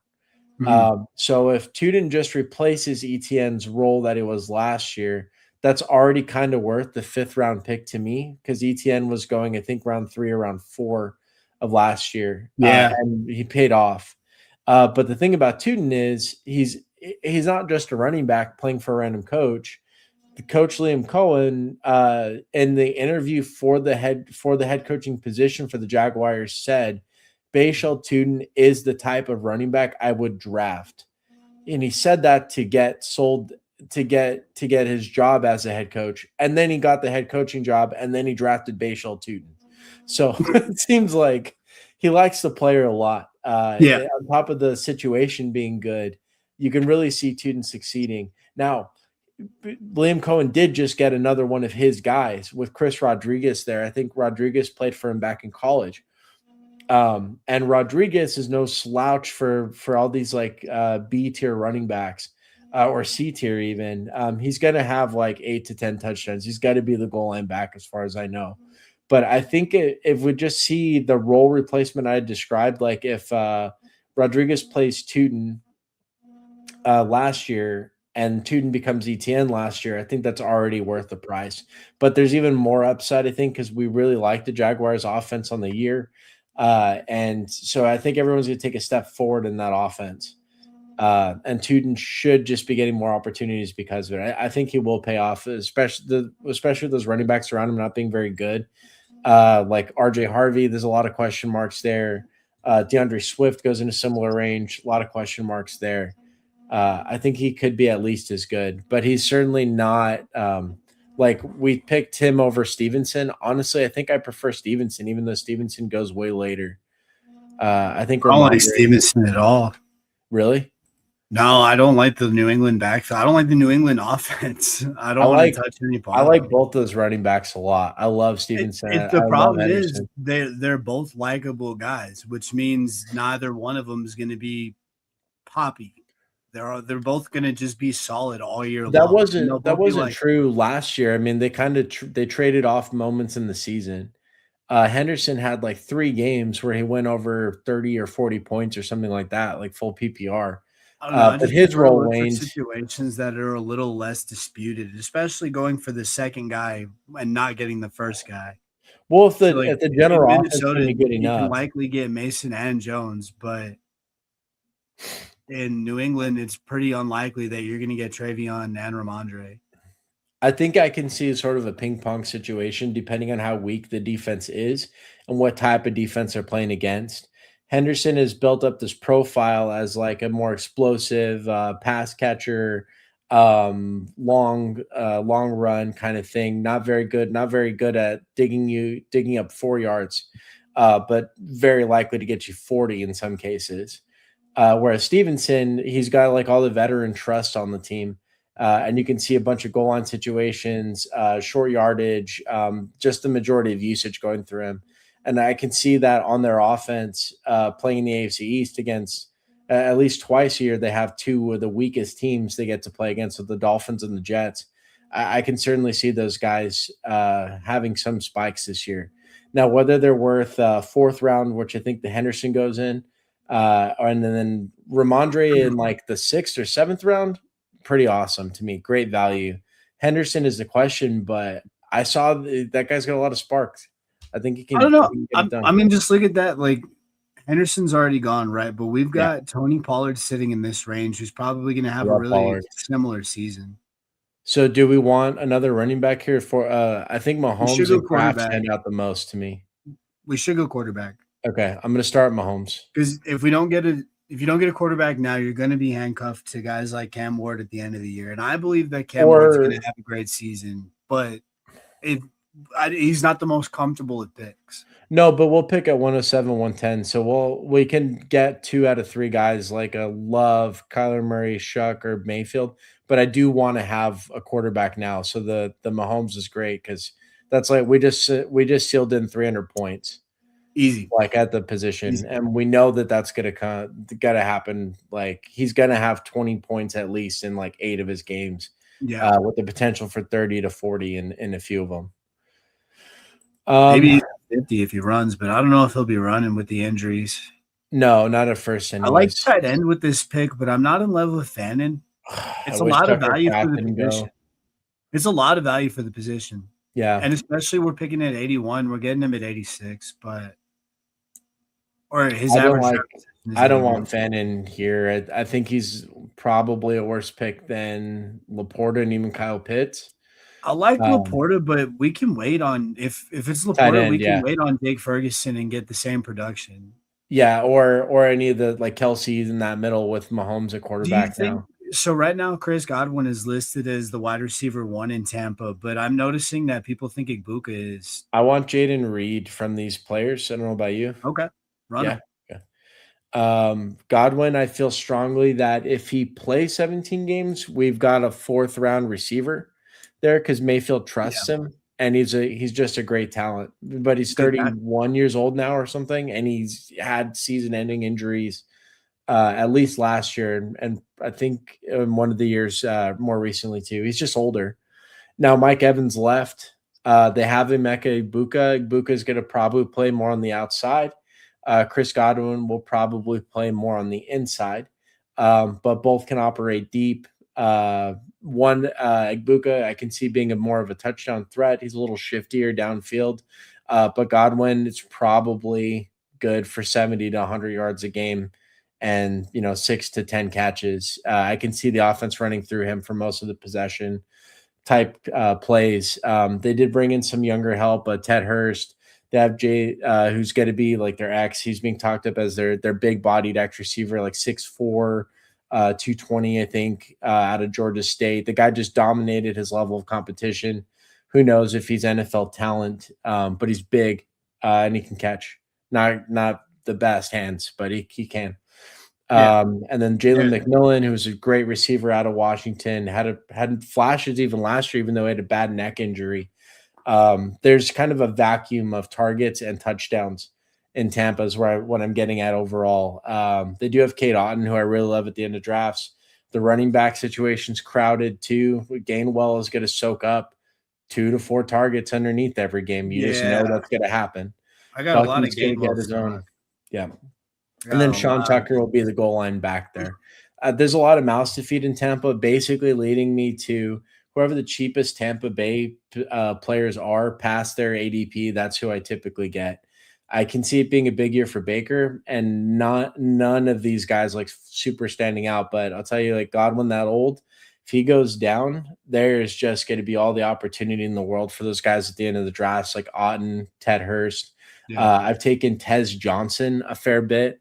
Because again, I think with this carousel of receivers for Tampa and Baker just chucking it up to whoever, you're going to have 2 spike weeks for each of these guys. So That's the what I later like on, most about Baker. It's just the dude he sees. It's not the even later, necessarily the dude that's open. It's the dude he sees is the one who gets zipped. yeah. I mean, McMillan just last year, I think, had a game where it was like 7 catches for 110 yards and a touchdown. And one of his like random, he just stepped back into the game because Godwin and Evans were already hurt at that point. Yeah. And Ibuka was shaken up too at the end of last year. The Ibuka was absurd. I took him everywhere because he's such a screaming obvious value as a rookie. He's going so late, and he was going to be the number 1 receiver for the In the Bucks. Tampa Bay offense. Yeah. So the first 8 games, he was on fire. I thought it was going to make all the money last year, and then he got hurt, and then he just kind of fell off. Him and Tucker Kraft getting hurt just screwed my season last year. I was so heavy into both those guys, high stakes teams, draft percentages, all of them, and both of them falling off just killed me last year. But both were phenomenal finds for their later draft round capital. And yeah, with the Bucks in general, there's going to be all the opportunity for those receivers, and I can see each of them succeeding. And at the same time, I can say, like, we look back on the season and be like, yeah, that was a good year for those guys, or they showed a lot. And at the same time, feeling like every single one of them underperformed for being a reliable fantasy asset. You just don't know who's going to spike for him. But if Godwin stays healthy, that might not be the case. We might be calling Godwin every week, and then one of the other pieces going off. But it's hard to see a 31-year-old receiver staying healthy the whole year, especially when he couldn't do it last year. And we'll see. I don't know. With all the new bodies in there, it's possible he just gets the reprieve when he needs it, rather than having to be relied on so heavily. He'll be the highest man on the totem pole for sure. Okay, so we're back on the clock here. 19 seconds. We got Love, Pittman, Kincaid, Myers. I like Kincaid a lot. I like Myers in this area too. Okay. We're past ADP on Myers. I'm going to go and star up Myers. I think we can get that's our 5th receiver. DraftKings full PPR. He's a really good pick. I think like 50 to 70 yards a game, 5 to 7 catches. With a lot of catches. Just a lot. I think it's going to be a lot of catches incoming for Jakobi Myers this year. Yeah. I like him. I think there's a lot of target competition there, but I think he's a good pick back here, especially when he's going around like Pittman. Same sort of figures. Maybe Pittman's got better touchdown upside. Romeo Doubs, better touchdown upside, I think, arguably for Doubs, but less yards and targets. He's the best receiving option. Just don't like their offenses. Well, I mean, if Pittsburgh's got Aaron Rodgers running, then I like their offense well enough, but I don't like Indy's offense at all. Yeah, but it depends on if Daniel Jones can stay healthy. I like Josh Downs a lot, though. I like Josh Downs. I'll take chances on Josh Downs, but that's pretty much it. Yeah, I think he can play slot and outside. He'll probably be the one of the 2 receivers in 2 receiver sets. They did load up at tight end. I expect him to play a lot of 12 personnel. I think he benefited a lot. Well, I mean, he obviously benefited a lot from Pittman leaving to Pittsburgh. So we talked up Mayfield a lot. Do you want to grab our second quarterback now, or do you want to wait on tight end? Do you want to grab a tight end here? Are we on the clock? Yes. I thought we were. Did I miss our pick? Yeah, I guess we missed her. I missed our pick. Who do we get? Pittman. Shit. It's hoping for Kelsey or maybe Mayfield there. We might miss Kelsey this time. That's okay. Yeah. I mean, there's value at the tight end position late in the draft. You don't have to. No, I just liked him because we had Mahomes. Like, check that out. We got Isaiah Likely. 40% Goddard already. I can't stop taking him. You should be Brown leaves at Likely too. You know, in fact, all the NFC East tight ends. I don't know who's running for Washington, but throw them into the mix. Chigo Okonkwo. Run him. Yeah, dude, he goes even later too. He's a fantastic value this year. There he is, right there. 155, yeah. There he is. Yeah, the whole NFC East, as far as tight ends are concerned, man, I think that division, they fucking nailed it with all their tight ends. They let go of they let Zach Ertz walk too, right? So he was in Arizona, but he was in Arizona for a few years. Zach Ertz was with the Commanders the last like 2 years, and I kept every year. That's right. Because of but Zach Ertz isn't like Zach Ertz anymore. The last 2 years he's actually been solid. He got hurt last year, but he was a great pick again. That guy was I was going to make the joke. It's more like Zach Ertz, but I thought it was in bad taste because he actually did get hurt. Yeah, exactly. More like Zach Ertz. Don't play for the Eagles. Did you get my exactly pun? Exactly. That hurts my ears. It hurts your ears. That hurts my ears. Yeah. I didn't quite catch it the first time around. Yeah. That's because your brain isn't tight-ended. I'm going to block that one out. Yo, take us off auto draft. Take us off auto draft. Take us off auto draft. Take us off auto draft. Who's Barry Badgernath? Who's Barry Badgernath? Who's Barry Badgernath? Who's Barry Badgernath? We're going to end up drafting Tyler Shaw and getting no fucking value for our pick. You're going to get benched. Tyler Shaw is probably an okay pick for us. He's going to be rattled by the Rattler. The Rattler. Spencer Rattler. That's a WWE name if I've ever can't breathe. That's definitely a WWE name. The Rattler. But not Spencer's not a WWE name. Spencer's like some okay, but Spencer's not, but Spencer Rattler is. Nah, it's got to be like the Rattler snake. Spencer Rattler is a WWE. Think about Cody Rhodes fuck out of here. Rhodes is for sure a WWE name, but Cody, Randy Orton, are you fucking kidding me? Randy's a WWE, one of the best. John Orton's a good last Cena, name. one of the best WWE superstars who's ever lived. His name is John. Fuck off. John Cena. Like the most famous wrestler of all time is named Jimmy. fucking Dwayne, bro. Yeah, but it doesn't go by Dwayne. Everybody knows who you're talking about when you say Dwayne. They're not talking about Dwayne Wade. Could you imagine they cast The Rock and Dwayne Johnson in the same movie? That'd be crazy. How could you even tell them apart? They've done that. What is The Jumanji? Rock meets Dwayne Johnson? The Rock meets Dwayne Johnson. That was what it was called. The movie was called that. If Dallas Goddard makes it to us, kind of want the Goddard. I'm going to draw your attention to this man, Jalen Coca. You like Coker? I fucking Coker? love Jalen Coker. I've got a ton of Jalen Coker stock right now. He'd be a seventh receiver for us. I don't know about this team, especially when we have no tight ends, only one quarterback. No, we don't need a tight end. Start up Goddard here. Yeah, go Goddard. Yeah, go Goddard. Yeah, I We don't think need a tight we're looking at. I think we're looking at like 12 touchdowns for Goddard Tight this ends? year. Well, we're going. We don't need tight ends. Where we're going, we don't need Cody Rhodes Yeah, or tight ends. or tight ends. We're back on the clock here. You want to go quarterback? How are we back on the clock? If we're going Cam quarterback, Ward. the only one I like is Cam Ward.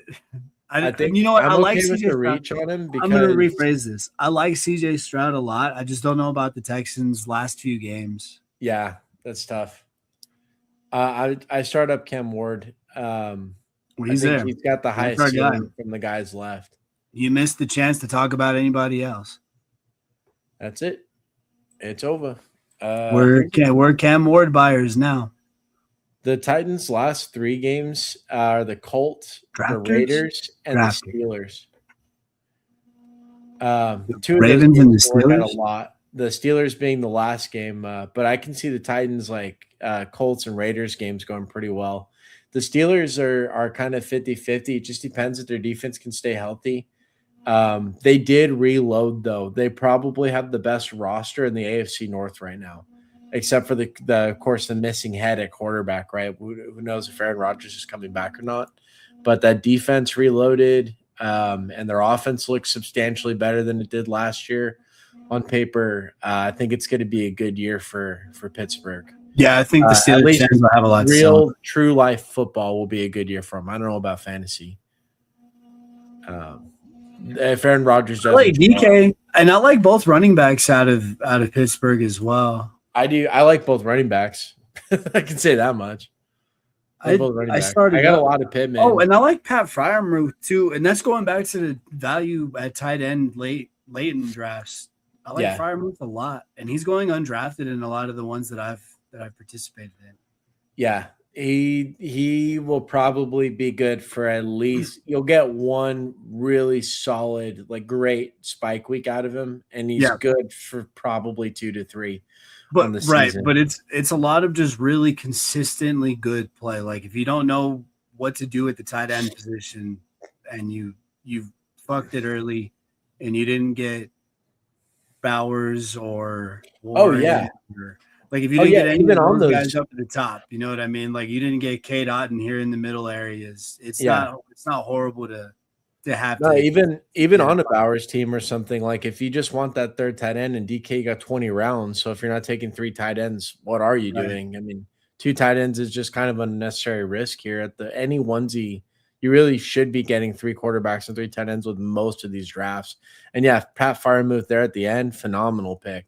Especially because I think they left. I think they let Jonnu Smith go this year. I didn't see him on. Yeah, he's a free agent now. And then they have this other guy who, if you don't know who Darnell Washington is, you need to look up some film. This guy's 300 pounds. He's like 6'8". So I thought he was a left tackle. They get him loose in space, and then a defensive back has to come and try and tackle like a wall. And it's hilarious every time. He just bulldozes whoever has to be on the receiving end of that. They should just give him the ball every play. They might a lot more, and that's what kind of worries me, target share wise. But without Johnny Smith there, there's at least that much more on If paper it's for Aaron tight end Rodgers to running the be. quarterback position, we're fine because they'll be throwing the ball 35 to 40-ish times a game. And I don't especially with know. McCarthy Rodgers plays taking slow, over. right? Rodgers for the Actually, last however well, it's many years McCarthy has at head been known coach now. for. They're going to be running pretty quick. So that's the other part about tight end usage specifically under McCarthy. McCarthy is known for being he's like a slot wide Yeah, receiver his slot enabler. receivers have always been big. So that for this year for the Steelers, that's this guy, this rookie, Jeremy Bernard. I think he came out of Alabama. Very shifty player, not particularly fast, not I particularly like big, Bama receivers, man. not particularly anything in my view, except he's got a nose for the end zone. When you watch him play, the guy it feels like he can play football. It feels like he's playing a game, which is That's the always eye good to see on film. Is when your guy is shifty and making heads up, real down to earth moves with the ball rather Yeah. than relying on volume or any of this kind of stuff. You give him it twice in the 10-yard line, it's probably going to get in one of those attempts. But he's a slot receiver rookie this year. We'll see what they do with him. I think slots in general are being phased out. This is still Arthur Smith. Wait, By the way, the OC. get us out of this filter. Should be only Mike Washington to select here. I was like, we're not taking any of these dudes. We need to be looking. I like Pacheco at this range. I do not. At this range, at 144? I do not. Even though we need a fourth running back. Let's see who I'd rather take. I'd rather have Algier. I'd rather have Keaton Mitchell. I'd rather have wouldn't. Spears. Nobody would rather have Algier. You're lucky that they took Pacheco from us because I would have handcuffed you to that fucking pick. I'll take it if you want it. I don't have any exposure. Hey, so I noticed 10 seconds. Kamara doesn't have that Q next to his name anymore. Did he decide about playing? Wait, we need He's to pick probably somebody. going to play. Set 5 seconds here. They'll just pick. Just pick somebody. All right, I'll go Algier here. Yeah. Again, we're gonna come back on the clock really fast. Algier's not gonna get shit. He's gonna have a horrible season. We fucked our fourth running back pick. We can take another guy to No, I don't. up. We don't need another guy. I like Spears not the best. him right now. I like Spears the best there. Tight end. Who do we got? This pick's pretty open to us. We can take whoever we want. Njoku for the Chargers is interesting. Yeah, he is. Yeah, he is. He goes. We might be able to get him in 180. We got 4 seconds here, though. I'm going to queue up Schultz. Schultz is the safe pick. Yeah, Schultz is the safe pick, but I wonder if we did miss out on the value of the draft right there. And who? With Njoku in LA. Njoku still he's not up till one. His ADP is 184. There's a chance we get him at 170. Yeah, but we don't need 4 tight ends. And I don't think he's going to have 2. We only have 2 now.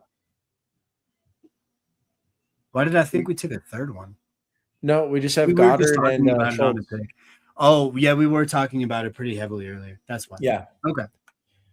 I knew we needed some reliable volume at tight end. I think Goddard will be all the touchdown spikes and volume.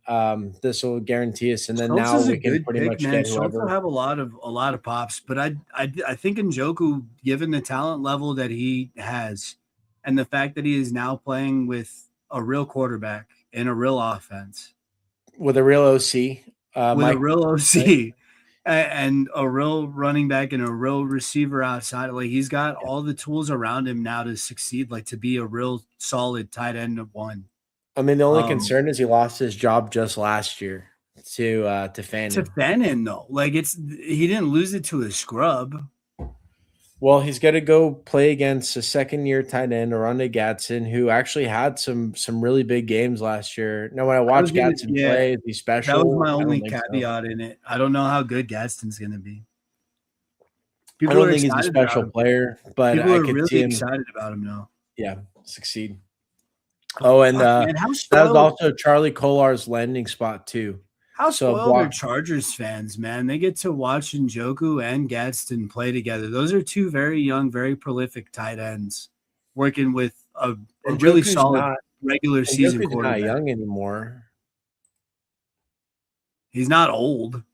I think he's like 30, is he not? That's not old. He's old for the league.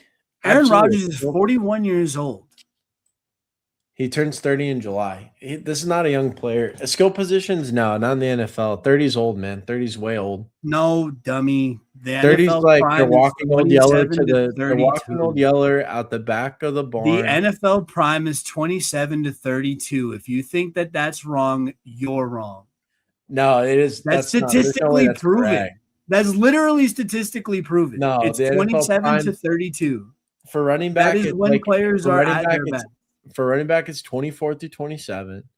For tight end, it's probably like 24 through 29. There's no 30 is not peak for anybody. No. 30 is peak for like quarterbacks, and that's Explain Derrick Henry then. He's an outlier. He's not an outlier. What? How is Henry not an outlier? Okay, Does every running back play that late? All right, here's my problem with what you're saying is you're just assuming that every player is the bottom of the barrel average player, whereas these players that I'm talking about have solidified themselves as special players in the NFL already. I don't know. David Njoku playing 30, with no quarterback was one of the most productive tight ends in the NFL. Agreed. And now he's playing with a real quarterback going into a season where he's not old. He's in the prime of his actual athletic ability. I don't think it's the prime. This is how the male body works. This is science. If you're disagreeing with me, you're disagreeing with science. I think if we had more time, we could push back and see when tight ends are most productive. But I don't think it's at age 30. I think you're going to find that that's not correct. I don't agree with you at all. We just need to look it up. It's a matter of fact. I don't agree with you. You could save a lot of breath that way. We got two quarterbacks so far. We have a 2-4-6-2. So do we want to try and round out quarterback? Do we need another running back here? It's all about value at the position at this point. At this point in the draft, it's all about value. I think Rodgers getting the third quarterback makes sense to me. I like Tesla a lot. Fucking signs. And Njoku's down here. We can get your guy to wrap up tight ends. I think we need another running back here, though. This is all the same value to me. So, yeah. I'm going to go ahead and star up Njoku, and I really hope Bigsby falls back to us. Is that okay with you, or did you want to try and get in? I think 6 receivers so far, like we're okay. The moment, especially the caliber receivers. Yeah, as far as the roster buildup goes, we're solid on receiver. Yeah. We're pretty solid on running back, really, too. But I think we need a little more bodies at running back, just like one more at least. I think Bigsby's a pretty good. Bigsby's a nice handcuff, and in a 12-team league, it's not like the worst pick to have a guy like. Especially if you don't like Saquon. If we think Saquon fails, Bigsby. If he's going to get hurt, yeah, which I think that he will probably get hurt at some point. I don't think Saquon's going to fail. If he's not hurt, he's going to succeed. And Bigsby looked good in his solo opportunities last year. They trusted him with the 20 carry a game, and he actually delivered on those carries. So I like him a lot. We don't like their playoffs, the 15, 16, 17, but Bigsby this late in the draft, that's not what he's there for. He's there for when Saquon leaves for a few games, or if he has a season-ending injury, he's one of the most valuable players you could have. Right. And I've been getting him I've got like 40% Bigsby too, 30 or 40% in like most best ball formats. Yeah, it's definitely just something to bear in mind in the late rounds. Like you don't necessarily want the established savvy vets that have been around. You're looking more for the dudes who could potentially be the next guy up. Yeah, I think for our team specifically too, because we bet against Saquon by picking Walker over him earlier on, it just double makes sense to just double down on our bet. It follows the logic that we had earlier for sure. Yeah. So I like Bigsby for our team there. Okay, so we also managed to get Njoku. So that's going to shore up a tight end. I don't think we need another tight end. We're done there. We got 3 all very good, all strong quarterback for sure. Yes, we do. Let's see who's left as a full-time starter. It's pretty much Rodgers at this point because all these other guys, we don't know if they're going to be quarterback for. There's 2 ways. There's 2 things. There's quarterbacks at do they get playing time at all? And more Isn't importantly, Penix the solidified starter in Atlanta? so I think if all things were equal, if and Penix was healthy, I think they would try and start Penix tomorrow because they would want to see what they have on the younger guy who's already been given the reins, so to speak. And then Yeah. two would just be there as a veteran backup who could take over for Penix, like all that. But how this is going to start is Tua, for the first probably like half of the season. And if Atlanta's at all competitive, it's difficult for me to see them switching over to Penix. But I don't think Atlanta will be competitive for the playoffs. I do think Tua will get benched this year for Penix when he comes back. And I think that means we can't draft Tua because he's not there for the fantasy playoffs when we need him the most. 15, 16, and 17. We're trying to win $3 million. That only happens week 17 if we have the best score. And having one less quarterback than even half of the playing pool at that time, who has 3 starters, we're just drawing a little less likely to win. So Rodgers to me stands out the most because he's got the regular season work. Plus, he should be there in weeks 15 through 17. Problem is, if he decides he's not playing this season, we just fucked it. Yes, but our quarterbacks are still not the worst. Besides him, Mahomes and Ward should be able to carry that. I'm just saying on paper, he's at least got the most playing time and those fantasy playoffs where all the money's at. The other guys, though, so we're talking about Tua potentially getting benched. I like Penix and Beck in this range outside of and Shador too. Well, because it's the young guys that are for sure going to be taking over on the teams that are going to be underachieving. I don't think Shador is going to be playing majority of the time. Browns offense. I don't want Shador. I don't want Watson. I don't know who's going to be their starters or when. It's got to be Shador, right? Like we've had too many seasons of Deshaun Watson being absolute. I don't think it has to be. Don't. Deshaun Watson has been legitimate trash for a long time now, though. Like legitimate, just a bad NFL quarterback for a long time. They brought in a younger guy too that they've been asked. This guy Taylor Green. The coach has been asked about him, and I think there's some wind in the sails to that guy getting some starts. Fortunately, it looks like we don't have to make any of these decisions. Taylor Green's not going to get no fucking starts in Cleveland this year. Rodgers did just fall to us. We want to just pick up Rodgers here because we have Michael Pittman already. Yes. All right, the problem is, I don't know if he's going to play. Like, I think he is, but yeah, who knows? If he's not playing, then the Pittman bet's already kind of screwed. Like we already kind of bet on him playing. Yeah, they didn't even keep their serviceable backup last year. No, they have Drew Howard, Mason and then Will Howard. Hey, last one more pick here. You want to go running back, receiver? Want to get Sean Tucker, Malachi? It's my guy. Theory that dudes named Malachi and play football they're just really good. Well, his name is Fields too, so he belongs on the field. I don't like that. No, okay. Well, Malachi Fields. Malachi is like a pioneer, like an Amish guy, and Fields like he works the field. But Malachi is just like the toughest name. Malachi is like Jedediah. It's tough though. Like Jedediah is like our John. It's just the go-to. Malachi is like the tough name. Malachi is like the preacher who's also Steve. Like the warrior Steve. Or something. Steve. Steves are tough. Steve the pirate? Scurvy. There's a guy in our team who dresses like a pirate. Tough. Malachi's are tough. I think dudes named Malachi who play football, they're just ballers. They're naturally just going to be good. There's a guy in our field who dresses like a Malachi? Yeah, he's named Malachi. Malachi Fields. He's really good at football. Like Malachi Lawrence, really good at football. I'm going to go ahead and pull up an underdog. Malachi Tony out of the University of Miami is a super sweet prospect for the future. Malachi Tony. I don't know what it was, but parents 20 some odd years ago were all just like, "Yo, we should name our children Malachi." And I'm here for it, man. That's a dope name. All the baby names are swinging back to 1800. No, they're kind of they're kind of like Victorian England. There's like Oliver, there's stuff like that. Like children aren't back to naming their kids Oliver. Oh, Dude, yeah, God. they are. Check out the top 10. Check out the top 10 baby names 2026. Guess we got to check out the top 10 baby names 2026.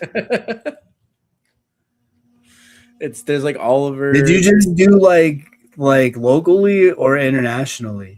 Just find any random Google list. I'm going off the zeitgeist here, like the what you would Google to find out, like what you would see. Olivia and Liam. See, told you. Liam's a cool ass name too.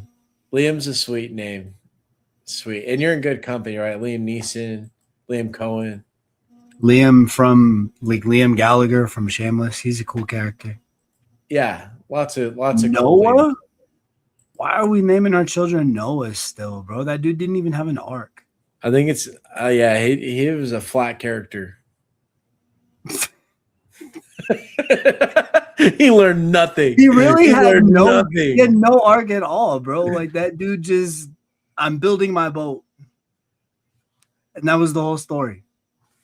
He didn't really have to grow personally though. I think God picked him because of That's why it's such a boring fucking boat. story, dude. I need some growth from that dude, man. He should have started out not believing in the arc, and then slowly he was like, all right, well, I guess I'll build it. And then as he built it, the belief came, kind of like Fields of Dreams, but backwards.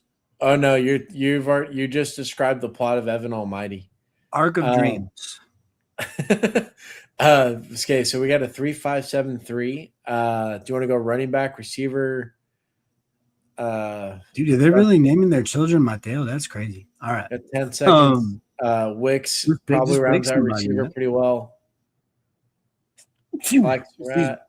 Honestly, I don't know. Justin Fields. There we go. I'm going to queue up Wicks just so we can close out receiver. He should get some playing time as the Eagles' second or third receiver.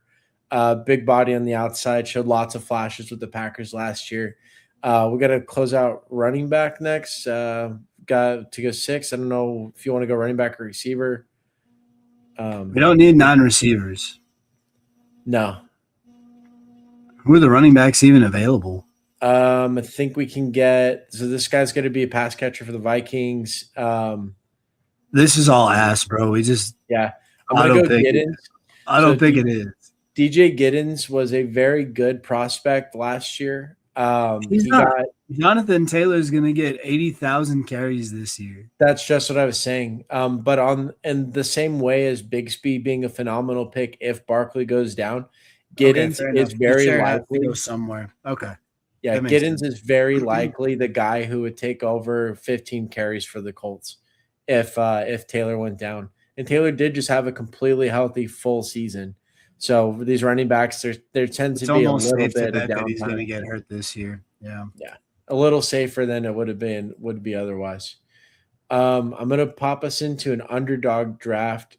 Goo, I wanted to recap this team real quick before we moved on, but I want to get us in an eliminator draft so you can start thinking about that competition. It's my favorite. I'll explain how it works in a second. Let's do this DraftKings team recap here. It's where if you lose, they fucking kill you. Eliminated. You get fucking eliminated. It is a single entry competition. You got one team, and you have to pay $10 to enter. One chance. That can potentially kill you. $10. $10. Get murdered. One bullet. One bullet. One by myself. Okay, quick team recap here. Quarterback, we got Pat Mahomes up top. Running backs could be Kenneth Walker, Javonte Williams, CeeDee Lamb, Zay Flowers, Waddle are receivers. We've got Dallas Goedert at tight end and Bashal Tuden at flex. Depth on the receivers include Jaden Reed, Jacoby Myers, Michael Pittman, Malachi Fields, and Dontavian Wicks. Quarterback backups, we got Cam Ward and Aaron Rodgers. Running backs, we got Tyler Algier, Tank Bigsby, and DJ Giddens, playing the handcuff game for all three of those guys. And then tight end backups, Dalton Schultz and David Njoku. So a lot of touchdown upside with Njoku, with a lot of volume baked in with Schultz, on top of a lot of touchdowns and volume with Goddard for our tight end room. A good mixy pretty solid team overall. How do you feel about it? Um, honestly, these are not players outside of Javante and CD. These aren't players that I'm normally drafting this year. Cool. Was A Flowers too, but I've barely come around to believing in him. Yeah. That being said, I don't hate anybody on the list. I've seen a lot of fantasy success come with a lot of these names on the team. And I do believe that we got a fine mix of consistency and potential upside.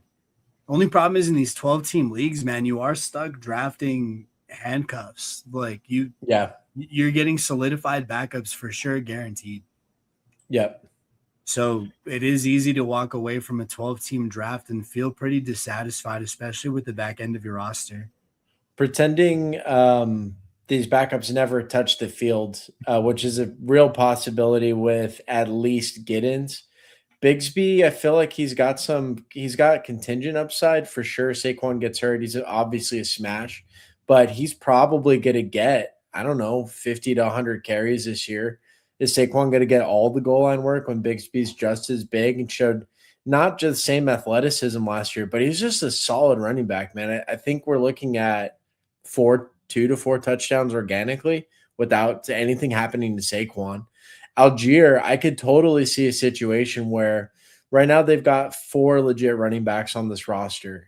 They got James Conner, Jeremiah Love, Algier, and then they also re-signed one of the older guys there. But at least 3 of these dudes can warrant playing time. Obviously, Jeremiah Love, first round pick, top 3 pick, got to get all the volume, can catch passes, legit threat out of the backfield running routes. Can do it all, explosive playmaker, going to get most of the work.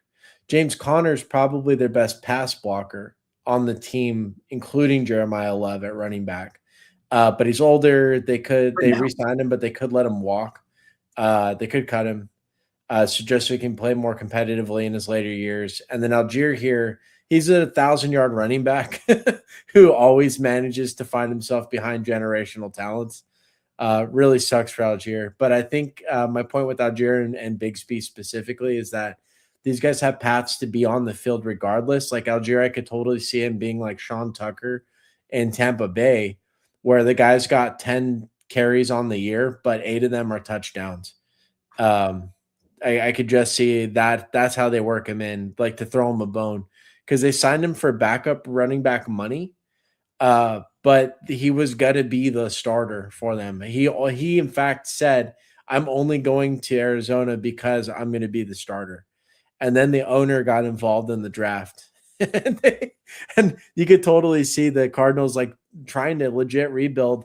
Let's not pay a running back $17 million a year. Let's not cripple our cap space. I don't know who else they picked though. Like who in this draft? Arvell Reese, their defense needs a lot of work, man, and they're playing in one of the toughest divisions. They like it to me. I would have gone defense, so that way, by the time the good quarterbacks are available in the draft next year, I'm tanking this year with putting all the skeleton pieces around them, like putting. I think they still have that vision in mind next year, but they pair him with Jeremiah Love. Yeah, Jeremiah Love to me was like there was the Hard Knocks with the New York Giants, and you got to see in the mind of Joe Shane who he's going to draft with his like number number 1 or it's like top 5 pick or something, and it was coming down like what quarterback did the New York Giants need, and Joe Shane's kid goes, why don't you take Jaden Daniels, because he's going to give you the best chance at winning because he's just the best player. And you only get this job once, so why not just play to win? Well, Joe Shane doesn't draft him, right? It's one of my favorite videos ever. And this draft to me, like all of the offseason leading up to the draft, all the discussion about prospects, there was not a single person who mentioned another single prospect at any position, quarterback, receiver, tight end, that was anywhere as close to as good as Jeremiah Love is. Jeremiah Love just stood out. He's the best player in the draft. I mean, easily. It's him and Caleb Downs. Him and Fernando Mendoza to me are like the top 2 picks from this last year's draft. I think Mendoza is going to have a long career of being a backup in the NFL. I know you don't. You probably don't like him because he's got like a punchable white boy kind of face, but like, Well, so does Joe Burrow, but I love Joe Burrow. Joe Burrow's awesome. We're So gonna is be honest. Fernando Joe Burrow Mendoza. has a very punchable white boy face. He does, Yeah, and hair, and punchable white boy hair. yeah. But he's a cool dude, and I don't want to punch Joe Burrow. I don't Me like neither. I don't like Mendoza because it took. I don't know. It's hard to put it into words. He's He the thing he also has a seems reputation for is artificial. he is as avid a film studier as Tom Brady, like in terms of hours in the film room. That's like confirmed.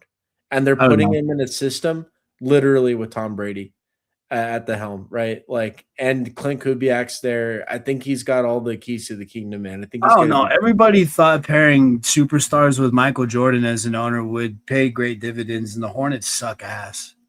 Well, I'm just saying, like, if you got Brady inside the building, that certainly couldn't hurt. Advising how to build around your young quarterback. I I don't know. I'm just not a huge fan of Mendoza as the pick. I think the Raiders should have done something else with number 1 overall, like trade it. Gotcha. Let me move on to the eliminator here. Because I need to get this draft underway. Can't stay too long today, and the eliminator should go fast, but hopefully it fills in a reasonable time. Looks like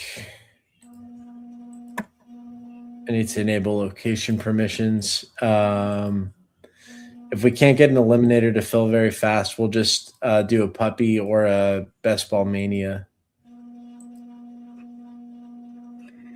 Yeah, PP. Pibby. Did you Don't get worry, Zim lad. full? It's all just poopy. What? Oh, I said, did you get Zeb but for? What is the butt for? For pooping silly. Peeping. Silly. Okay. Let's see. We're at 5 of 12 filled for the eliminator. It's been feeling kind of slow because the schedule just came out, and let me just drop us into a puppy, I guess. The puppy's $100,000 up top, $5 entry, fantastic contest. Should fill pretty fast. Big return on investment there. If it hits, yeah. Puppy 3, I think I made the finals last year. I was looking at the underdog drafts earlier, and I was like, "Why the fuck are these the names for anything, bro?" Yeah, they just name them after dogs. Yeah, there was like the dachshund. I was like, "Bro, what are we doing? The wiener dog? What?" Yeah, the Dachshund. They have a whole bunch of fun names. Here's the eliminator contest structure. Here's why I love it so much. So 200,000 people enter this thing. Week 1, 6 out of 12 advance. So the top half of teams advance. Every week after that is sudden death against one other team. So you just have to beat one team every week, which leads to this dynamic of if you have a lot of similar bye weeks on your team, like a lot of Yo, week 10. fuck. That's what happened to me Yo, last year. I had a team go for $1,000 last year, paid back this whole tournament entry fee. But week 10 caught me because I had a lot of Cowboys and Colts. And so Jonathan Taylor, and all the Cowboys guys, Pickens, I think, is who I had on that team. And Javonte. oh man, that was a big one last year, missing out on pick. Yeah, sunk me, man. And I had great values. All that team could have gone pretty far. All these can, right? So there's this dynamic of needing to not stack your bye weeks. The last thing here is if you're just trying to survive every week, and here's the payout structure. If you make it past week 3, it starts. You get $10, and then it starts doubling, and then all of a sudden, like you go from if you survive like week 7, it's $100, goes to 200, and then you get these big jumps from 500 to 1,000, 1,000 to 2,000, 2,000 to $5,000. You just need to make it 1 week at a time. What this means, if you're trying to avoid bye weeks, all stacking up, you're also trying to avoid early bye weeks, loosely speaking, because if you have a bunch of dudes who are off in week 14 and you make it to week 14, that's already like that's already a $10,000 payout. So if you just stacked where all of your bye weeks were week 11 and later, then you got a much better chance at advancing all the way up to this point. And by then, who knows? Like the remaining team may have just gotten lucky, so they're playing with half a team too, or something, because they're all out on bye weeks or whatever, and you may be able to sneak past. So I really like this contest because it's sudden death every week, first and foremost. But beyond that, like this bye week sub game kind of changes who you find valuable and where in the draft. Let's go ahead and see which one's close to filling. Okay, it looks like our puppy filled. It looks like the eliminator will not fill before. So let's go ahead and stay in the puppy. We probably already missed our first round pick. Yeah, we got Jamar. We got Puka Nakua. Let's follow me. Boo! What is this light mode here? This is gross. Thank you. All right. That was nasty. That was terrible. You should never do that again. Like this? Gross. Yeah, you're gross. Okay, so what's with the puppy? The puppy is a tournament style, so it's got the playoffs weeks 15, 16, 17 matter. It is a underdog draft, so 18 rounds instead of 20 like DraftKings, and it is half point PPR. Best ball again, so auto selects the best players, all that kind of stuff, and it's a 1 quarterback, 2 running back, 3 receiver, 1 flex, 1 tight end. Do we win a puppy? We can win a puppy. With the puppy.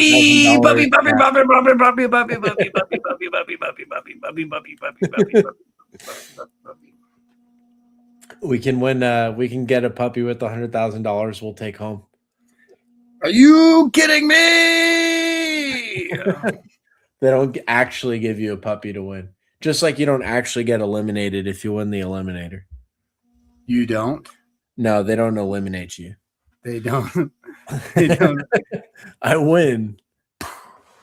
They don't. Oh, I can't change the color of the back. Looks like we're about to be on the clock here. So tops that sends out to me got 10 seconds. Jeremiah Love, Brock Bowers, Drake London, George Pickens. Probably Pickens. Well, Pickens, Love, or Josh Jacobs really too. You said Pickens first, so I just start him up. I think my preference here in a half point PPR is Jeremiah Love. But I like all of them. So who do we have? We got a Puka Nakua, George Pickens team so far.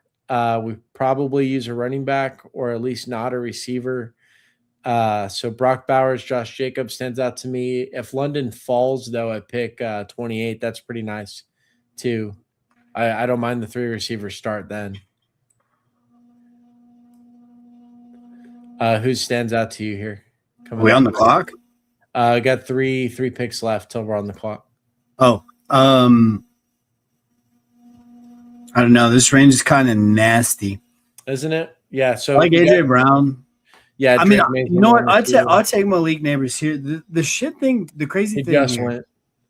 Troy, I'm going to tell you this. I saw Malik Neighbors go 1-1 in 2 different drafts. He's likely to be placed on the pup to start the season. I think the Cowboys' last game of the Week 17 could win you a ton of money this year with Malik Neighbors. Hey, do you want McBride, AJ Brown, Josh Allen, Breece Hall, ETN? Who did we just say? We just took Pickens? Got 2 seconds. And we have Puka? We need a running back. Yeah, sorry. Well, fuck it. Think we got Breece? Let's see what autopilot gods have determined. I got us Breece Hall, which is pretty terrible. Breece Hall is good. I like Breece Hall a lot. I just don't like the end of season run he's going to have to go through. He'll be fine. He'll probably it's be Breece fine. Hall. They just paid him a multi-year deal too, though, and I don't like guys who just got paid. To be honest, I'm not a fan of guys who just got paid, but it's because Zeke put a bad taste in my mouth. Especially on a bad team that's probably not going to be competitive. They're going to have every reason just to kind of shut him down and let, I don't know, Braylon Allen or any of the other running backs at that point in time kind of step. I can't see them wanting to. Like, I don't even think Geno finishes the year. You don't think Geno finishes the year? No, because like I was saying with the Isn't head their coach, backup like somebody not worth? Oh, it's Cade Klubnik. Never mind. You're right. Geno Yeah. might not finish the year. because they're just getting, if they're not competitive, they're just going to see what they have in the younger guys, right? Or they're tanking, and both of those are the kind of the same, like two halves of the same coin. So Brees is going to have to go out there I with a don't bad think that offense. Geno makes them not competitive. You know what I mean? I just think the rest of the roster is probably what the issue is more than anything. The offense is good. The offense should look really good, and the Look defense better. on paper should be fine too. The offense took they reloaded a little bit. I think they're the Kenyon Sadiq team. Very, very, very athletic tight end out of Oregon. Not necessarily the production to show how athletic this guy is, but he can move and he's big. He is not a very good run blocker, though, so that may kind of inhibit his playing time. They still have Mason Taylor, the rookie tight end from last year, and then receivers, of course, Garrett Wilson. He's got to succeed almost no matter who's throwing him the ball, provided he's healthy and they don't shut him down early like they did last year. Shut him down about the halfway season mark. Garrett Wilson can play with anybody. He's fantastic. They picked up the rookie Omar Cooper Jr. Out of Indiana. We're on the clock here, by the way. I probably need running back Montgomery or Scadaboo. Stand out. Hit the running back tab. Yeah, Montgomery or Scadaboo probably. I like Judkins and Price too, but both of those we could probably wait on a little bit. We ran out of time. I started up Monty because we talked him through before. I like Scadaboo too there. I don't like Scadaboo because he's going to miss games. Yeah. And when he misses games could be very pivotal for what we need for our fantasy team. Sounds like I did the right thing by getting Montgomery. We're a 2-2 build now. We have Brees, Montgomery, Puka, and Pickens. Who do you want to go next? There's 4 picks still on the clock. There's no urgency for any one position, so we're looking for just best value available and for who's going to play for 17 and who's got the best last few games. Half-point PPR. I like Devontae Adams a lot. I think he can get double-digit touchdowns. I like James Williams a lot here too. Yeah. Actually, dude, I like all the receivers in this range because, like, the one that I could be disenchanted from is DJ Moore, but he's still going to be wide receiver 1 in Buffalo. Well, we're about to be on the clock in 5 seconds, and do you want to go? I think Waddle's more in between the 20s, and Adams is more in the red zone. Half-point PPR tells me we're going Adams here. Probably Plus, we got that Cowboys Rams late season matchups. What does the Rams last 3 games look like? I know the Cowboys. I remember them being particularly impressive. I remember liking all of them. Cowboys week 15, Seahawks week 16, and then Bucks week 17. So that could work out. It could work out. Yeah, I think we'll be all right. Bucks defense kind of fell apart at the end of last year, especially after Danielle Hunter got hurt at the end of the season. If that's the quality of defense the Rams are going up against, Adams is going to have he's going to give us 14.5 PPR points that last week. So really good. And then, of course, the Cowboys game we expect to be off to the races. The Seahawks game, who knows? I think the Seahawks as a franchise take a step back next year. When I actually look at their roster and I look at the lack of things that are changing other than Ken Walker getting shipped out, they could just be back to right where they were. And they did give the Rams, they do have fun showdowns with them, but I can also see that just being like a defensive, I can see that being a defensive battle because the Rams have reloaded at defense. They're a lot, and they're still young there too. I think the Rams defense is going to be like top 7 next year. Dominant, good. And the offense isn't going anywhere either. They're my early Super Bowl favorite right now. The Rams? The Rams, yeah. I think because they were in a position going into the draft where they didn't have to draft anybody. And that Yes, was they super did. obvious. Yes, they did. I don't know what the GM was thinking drafting Ty Simpson with their 13th overall. That was one of the dumbest They things I've ever should seen in have my taken life. somebody else, but the fact that they took Ty Simpson and are still gonna be Super Bowl contenders. They're not going to be Super Bowl contenders because they drafted Ty Simpson instead of somebody who actually makes their roster better. They're going to lose in like the wild card of the divisional round. They are not a contender this year. I think they're just as good as they were last year. And they weren't a contender last year either. They were a contender last year. What are you talking about? They're like one play away in that NFC. Hey, we're on the clock here. 0-2-3 so far. Joe Burrow. Let's see. I like Jalen Hurts for the touchdown run potentials. Yeah. I don't like Mekhi Lemon. I don't like Brian. I mean, I Startup like Brian Burrow. Thomas, but I'm not really ready to buy on him, especially if you can get, what is it, like 350 points from Joe Burrow? Yeah. Burrow's going to be great. The only thing is we don't have Higgins or Chase, right? So we're kind of saying like we know he's a great player. He's going to put up points regardless for us, and it doesn't matter if we bet on the rest of the Bengals with him because we just trust he's going to be that good. We'll probably look to get Stafford in the 100 pick range because we got both of his main weapons. Okay, 2 running backs so far. Do you want to lock up Stevenson or Pollard? This next pick, I don't really like the receivers in this range. They all have question marks. Pierce, Mekhi Lemon, Parker Washington, Metcalf. Running backs are Stevenson, Pollard. Mekhi Lemon might be the best option just because he's going to probably have the most target share out of his out of this range. I mean, DK is going to command a few targets this year, but they took him. Damn, I don't know. I like running back here personally. I think Pollard makes a lot of sense. I like Warren. I also love Tucker Kraft here.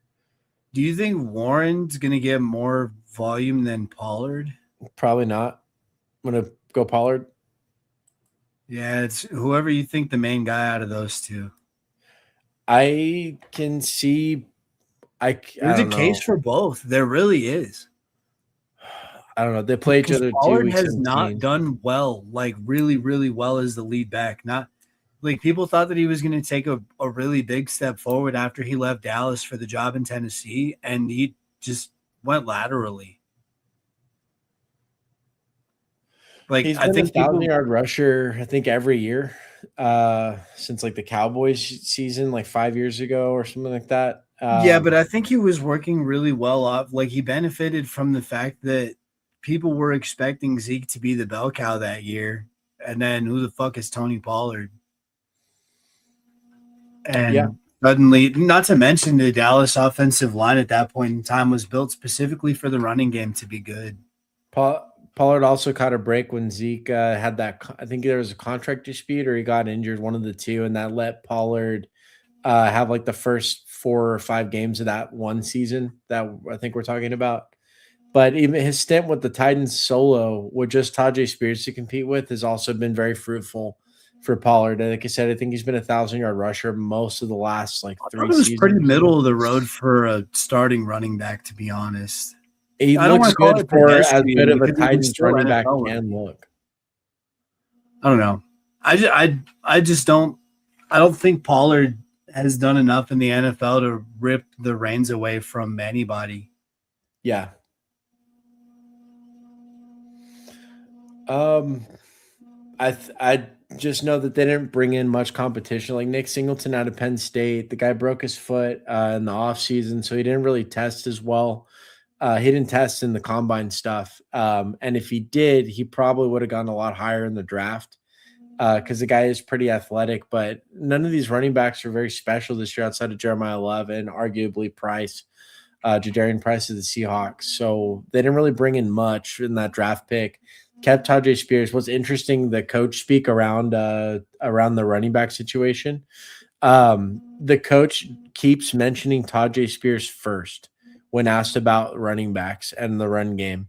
He keeps saying, yeah, Tajay Spears is this, Tajay Spears is that, Tajay Spears is this, that. Oh, and Tony Pollard's pretty good too. So Pollard's kind of a little older. You can see him probably taking a step back, but a bit of an afterthought, yeah. 10 seconds. We can go Blake Corum, Rams. We can go Josh Downs, QJ, 2 seconds. Just go with your heart, man. Okay. I'm gonna stack us up at Corum. I gotta stop talking so much because these 20-second clocks are killing us. Together with a lag too. Okay, let's get ahead of this next pick. So right now we're at a 1-4-3-0 build. Do you like any of these receivers here between Michael Wilson, Godwin, Quentin Johnston, Josh Downs? Do you want to Godwin the most? Do you want to secure our Rams triple stack with Stafford, Puka, and Adams? It's not a bad idea.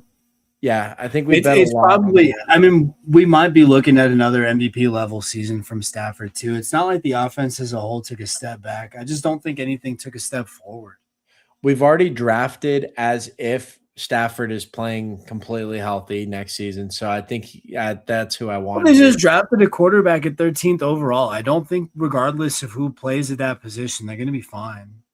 Yeah, like that's you. I don't. It doesn't make sense. I get it. Stafford's turning 40, but like that was so dumb. They shouldn't have taken Ty Simpson, especially because they could have taken Ty Simpson in the second round at least. There was all the smoke about the Cardinals really liking Ty Simpson. They could have traded back in at the end of the first round to get him.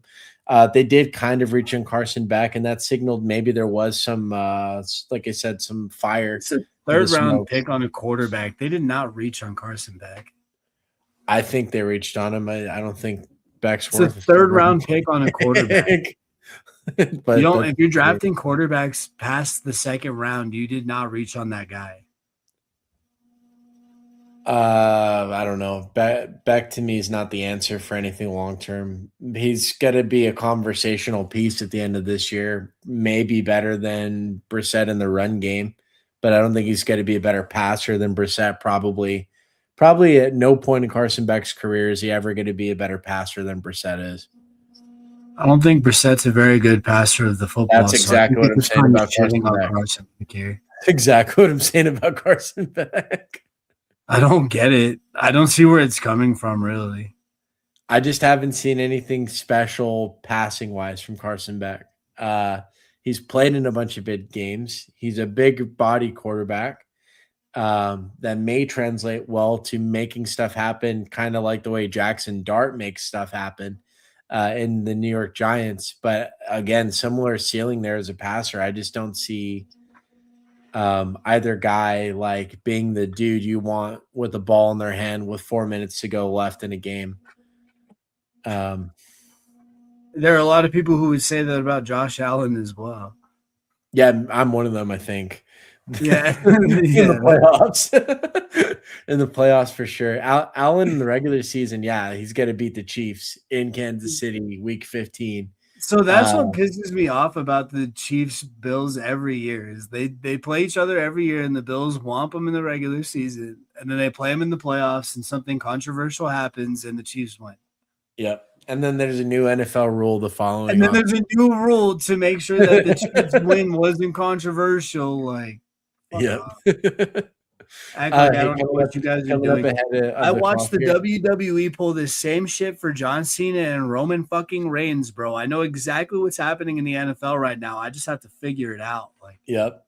If I can figure out who's going to be the new title belt holder every year, then I'm going to be in the fucking. We're on the clock. Got 10 seconds here. Do you want to go Kittle tight end, Wandale receiver? Kittle at tight end. All right, let's do that. Because I'm not super in love with Wandale, and we do need a solidified tight end who's going to get some nice value. Yeah, and we got some guys coming up again with Kelsey Ferguson. Receiver, we're probably going to need some help at soon. I think we got top end pieces that work really well. Puka, Pickens, Adams. These guys are going to be in our lineup like most every week. But we have no depth there. So the bye week, for example, for the Rams is going to be rough. Tight ends, I can see us. I don't know. I can see us just stacking like 9 receivers here and then going maybe 2 quarterback or just not going past 5 running back. We only have 1 tight end, right? Yeah, 1 tight end so far. George Kittle may not be available first part of the season. So we should go another tight end if we can get one of the bigger, Yeah, you want to go one of the more Kelsey. reliable names that we like. So Ferguson, Kelsey, or Andrews, all are good to me. I So also need more likely. Fergo's my guy. If we can get him, he's there. Yeah, I'm happy with Ferguson here. Or if he's there, we can get him. I think out of that range in the offense because of Pickens. I don't think he is as good as valuable as he was 2 years ago, but I think he's got to be 600 yards. I think he's more valuable than he was last year, though. I think if Lamb and Pickens are healthy the whole way through, Ferguson is much less valuable than Kelsey. Kelsey at the same pick range. I think Kelsey is more valuable here. I think Andrews is probably more valuable. No, Andrews is not more valuable. But I'm happy going Ferguson here if you want. I'm okay with Kelsey, but not Andrews. Let's go. Let's go Ferguson as well. Let's go Ferguson because we already bet on the Cowboys with Pickens bet, so I'm fine with it. I would be okay with Likely as well. I've got no issue with Likely. Yeah. I think he'll do some good stuff in the Giants offense this year. I don't know what to feel about it. I think Harbaugh is more of he clams up. They hired, I think that's where Matt Nagy ended up as the OC, and I hate that. Nobody likes Matt Nagy. He's awful. I don't know how he keeps getting Chiefs. He had early career success, I think, with Mahomes, and I think I was gonna say he didn't have any success. What Mahomes did was he would run around for 7 seconds and then just fling the ball as far as he could downhill in the general vicinity of Tyreek Hill. Well, it worked about 7 times a game. That's pretty awesome when it did, though. It worked about 7 times a game, and you don't need to run an actual offense when that works 7 times a game. You don't need to run a real offense. Yep. And that's why everybody's like, we're seeing it now because what they used to do too is they would run a lot of those stupid little quick screens. And they would go for 50 yards because they had Tyreek Hill. But not only Tyreek Hill, they had 3 other receivers around him who couldn't catch, but they could all block really, really well. So they would just run this one play. They would run a quick screen to Tyreek Hill. Everybody would block really well. It was basically an extension of the offensive line and tight end position. And Tyreek Hill would go run 50 yards down the field. There's not real offense. It was never real offense. And credit to Mahomes having to learn real offense in the last few years. He's done a fantastic job of it. But Matt Nagy doesn't do good things. Justin Fields. It makes me worry about the Giants offense this year because I think Dart, if he had the right coaching and the right system around him, could be decent starter. I don't think he's a very good passer. I think he makes stuff happen with his legs, and he's being told to do less and less with his legs. And I wonder if that's going to be like this. It's going to limit what he could play like. I think he could be good enough, in other words. I don't think they're going to let him play to his full ability because he's going to get himself hurt. And so I think that the Giants as a whole and their passing attack is going to take a hit. That combined with the more conservative head coach, who's going to call the game more conservatively, I can just see him clam up and not just take a step back. And so likely I don't like him nearly as much as Kelsey, Andrews, or Ferguson in that same range. Back on the clock here, we probably need another receiver, 3 receivers. We got Shaheed for the upside and go make Jalen McMillan or Travis Hunter. 4 seconds. Shaheed, yeah, cool. Yeah. Spike weeks are probably going to happen with Shaheed. He's a legit good receiver. Darnold can get him the ball. The offensive line is coming back. I just don't like him because the Seahawks defense can take over games, and he's a second target. Really third in some cases because they do like to mix in Barner some. But they did pay him a boatload of money. He's got to be involved and downfield, and he's one hell of an athlete. So I do like Shaheed.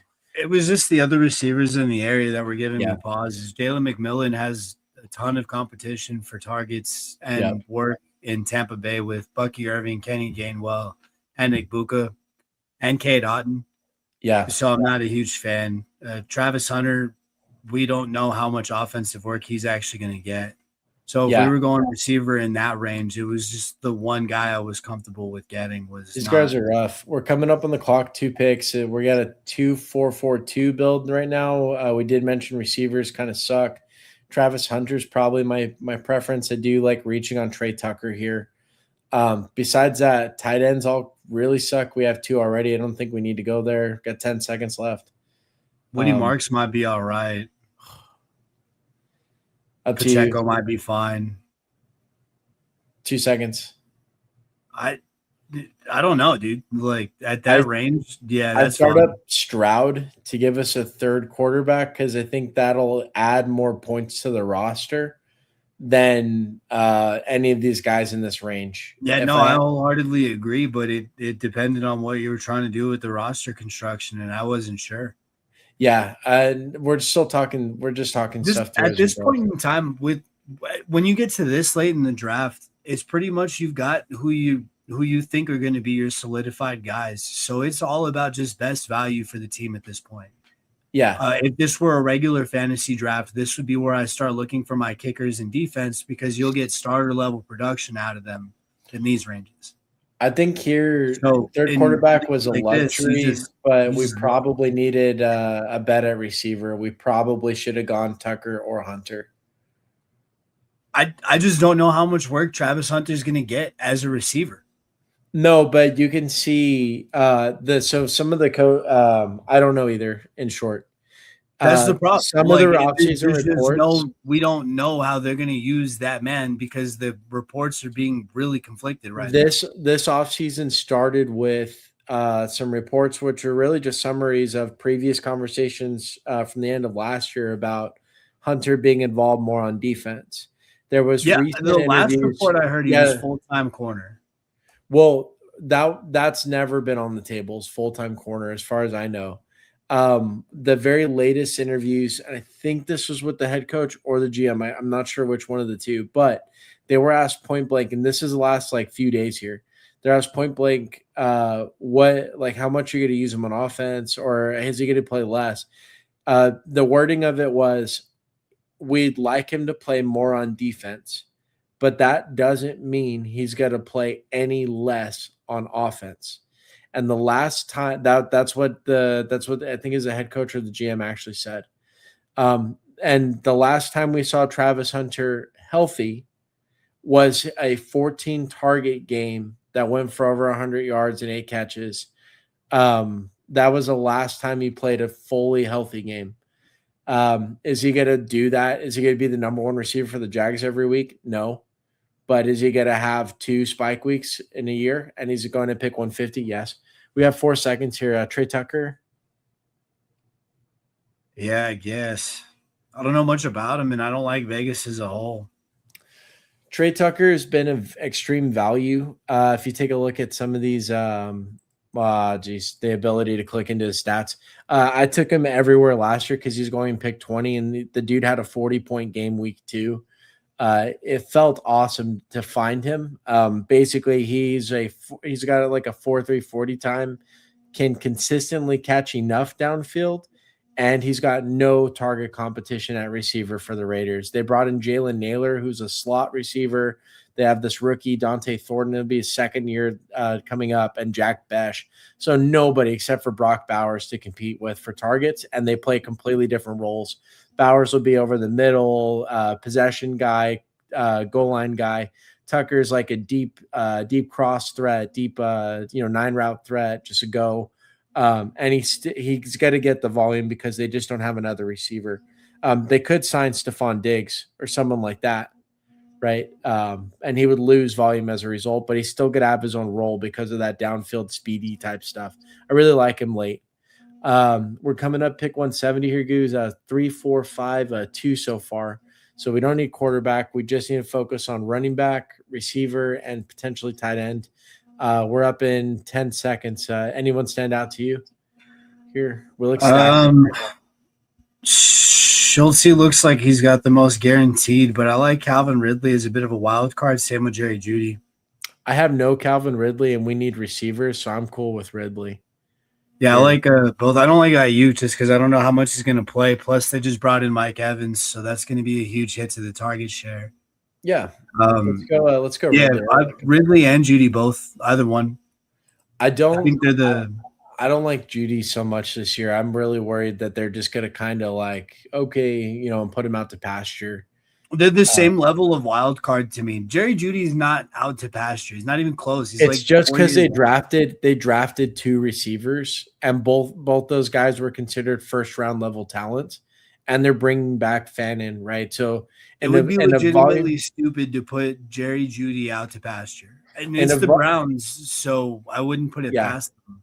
Well, how often do you think But the Browns drop back a game this coming season? a 30, lot, 30 times? lot. I think they're going to be playing from behind quite a bit. No, but will they have the ball long enough to sustain drives to use Jerry Judy over the middle of the field, like where he's supposed to be? I don't Um, know. I don't think so. I don't like any of the Browns pass catchers this I year. flipped the coin earlier, and it said that the Browns' offensive line was going to be good. Um, Okay. so I think we might be all right I like it. drafting pass catchers out of Cleveland. I don't know, I man. don't know. Honestly, the Browns are one of the weirdest teams in the league to me because they for a long time they had a very good defense and a very good offensive line and a very good running back. And the history will tell you that if you have those three things, you can be a really good football team. And they were never a good football team. They're getting a new head coach. Stefanski, I think, is a really good head coach for what he did for so long with the personnel that he had. But Stefanski is not a good head coach I because he do. was at the helm when they got rid of Baker and brought in Watson. If he had any part of that, and just even being in the building is being part of that, you were fucking wrong and you suck. I'm not going to belabor the point. We got three people ahead of us to our next pick. We have a 3-4-6-2 build so far. Quarterbacks obviously short up. Tight end we're pretty strong at. We could probably tack one on late. Four running backs, not the strongest group. We got Brees Hall, Montgomery, Pollard, Corum. I think we do need a running back more than other positions here. But I'm open to receiver as well. Tank Dell stands out. Running backs, Katron Allen in a very weak Commanders backfield with competition. He could stand out on a great offense. Another Penn State guy. Emmanuel Wilson, maybe 40% of the work for Seattle. Sean Tucker is probably my favorite from these guys. That's all I ask is what it is, man. That's because we're working with Tampa Bay's running back 3 when the top 2 are Bucky Irving and Yeah. He's a goal line back, to be fair. I went and started him up. We got Sean Tucker. yeah, I Um, don't know. It's all shit value at this point in the draft. yeah. But he's going to get like 8 touchdowns next year, like 6 touchdowns next year, Sean Tucker. I call 6. Sure if you say so. He's had a 40-point game the last 2 seasons. He's legit good when he gets opportunities. He's just not Yeah, but I don't think he's gonna have 8 because touchdowns. he gained well, and I think he'll have 6 touchdowns. I think he's going to be the goal line back. It's a crowded backfield right now, man. Yeah, but they're not going to put Gainwell on the goal line, and Bucky's had his chance. They're gonna give Bucky Irving goal line work. He's still not going to be as good as Sean Tucker. Sean Tucker's big and fast. Bucky's better. I think Bucky's better, but I think Tucker will still find his goal. I think this is a half-point PPR site, and I think if we just need 30 yards and a touchdown to patch us through a bye week, Sean Tucker is very likely to be that guy. I think Katron Allen for the Commanders, though, could be like the handcuff starter with upside if we got him. 3, 5, 6, 2. We got 2 picks overall left. So we probably need a receiver and maybe a tight end or a receiver and a running back, but a receiver for sure. If we hadn't picked Sean Tucker, I would have thought maybe Cade Otton because it's honestly just too many miles in Tampa Bay. Want to go out in here? It's too many miles in Tampa Bay. How many touchdowns do we think they're going to score on the season? I've got Otton startup, so we're going to take him just to give us 3 tight ends, which I think is good for the playoff runs, especially if Kittle is hurt at all for some of next season. Yeah, 100%. I think we have that short up. Now, how many touchdowns for the team you're 5, asking? maybe. I think Mike Evans is off this team. He was easily their biggest goal line But threat. you just mentioned a running back to take over goal line work. Sean Tucker was their goal line back last season already. He's younger than the other guys. Than Gainwell, certainly, and I think he's going to score 6 touchdowns for him this year. Now you're saying, yeah, if there's that mouth to feed, how many are left for Auden? Well, Mike Evans isn't there, and that's like 10 touchdowns gone. Yeah, but Igbuka is going to be healthy. Igbuka played all of last year. He just wasn't healthy for half of the game. Yeah, he had injuries. Who's to say that he stays healthy all year? 1, 2, is Godwin going to stay healthy all year? Probably not, as a 31-year-old, even though he's in his athletic peak, according to. And that's probably the bigger question mark. That's So how the athletic peak works. I don't know why you don't know that, but it's between the ages of 28 and 34 is the athletic male peak. I gotta read. I don't know why you don't know that. That's general common knowledge. 24 through 27 is what I've understood to be the athletic at the actual peak. 24 through 27, you're still a gangly little prick. You don't even have like big boy muscles. Yeah. You can't call like a 6-year window as the athletic peak, because that's like that's twice as long as the average NFL career. That doesn't mean that coaches are going to know how to utilize you between 28 and 34. No, but I'm saying, like, what does peak mean? If peak means like the male body is at its most athletic between the ages of 28 and 34. That doesn't sound right. That is just general common knowledge. That is just fact-based. Coming up real quick on our last pick here, we've got to be a receiver, I would think. Who do you want here? Zach Branch for Atlanta. I'm going to start him up. We got Surratt, Baltimore, Malachi. At this range, we're looking at like last picks, right? Like Flournoy, Malachi, Cooper Kupp. They're all the same. I think we're going to get Branch just because we ran out of time. But to talk that through, that's an interesting spot. So Flournoy is now going in like 170s, partially because all the steam you and I have been drumming up. We moved the market, you and I specifically. But I'm telling you, I listened to a lot. We got a lot of views on those Flournoy videos. I listened to a lot of DFS, like best ball content. We were banging the drum on Flournoy before I heard anybody else bang that drum. Nice. So we did move the mark. No, it wasn't us that moved it, but we've been talking about him before. But we think Flournoy is like legit late round. Dude, I'm telling you, there's 1,000 yards in that man's future. I don't know if it's this year or next year, but there's 1,000 yards in that man's future. Let me get back to the team since that went through. I was looking at some of the season long props, and we were right to get in on them when we did a few weeks ago. Yep. The quarterback props have already jumped 400 yards. Like pretty much all of them. But Caleb's now sitting at 3,900 or something. Pretty much everybody's around. Like the top tiers are now sitting at 4,000 instead of 37. That's how it's done, son. Yeah, we'll try and have like a Sunday night stream, because after the games, there's no better lines than early, right? Like, and those are the bets I specialize in, is that those early lines. I need to get running here very soon, but let's recap this team real quick and then give some last thoughts. So our team in the puppy, wrong quarterback position. Yeah. Trying to win $100,000 up top. We got Joe Burrow, Matthew Stafford, and Stroud. Running backs. Like if one position group had the strength of Aaron Donald, it's our quarterback position group here. How with a touchdown heavy site, like one you need, like these two guys alone probably got the job done. The CJ Stroud third quarterback just gives us the option throughout the year, especially Stafford gets hurt or Burrow gets hurt. It really is just gravy on a good bed of potatoes. Yeah, definitely. That's a strong quarterback room, strong fantasy quarterback room I've ever seen. Running backs a little more questionable. Breece Hall, David Montgomery, Tony Pollard, Blake Corum, Sean Tucker. There's a lot of touchdown upside here, especially between Montgomery, Tucker. Exactly. Pollard should be the starting back, though Tajay Spears is getting a lot of talk. Better offense, though, this year, so I really like him. Corum, I think, is going way too late compared to what his value actually is.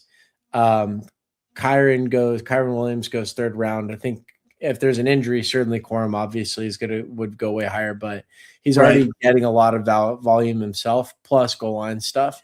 Half point PPR makes a lot of sense to me.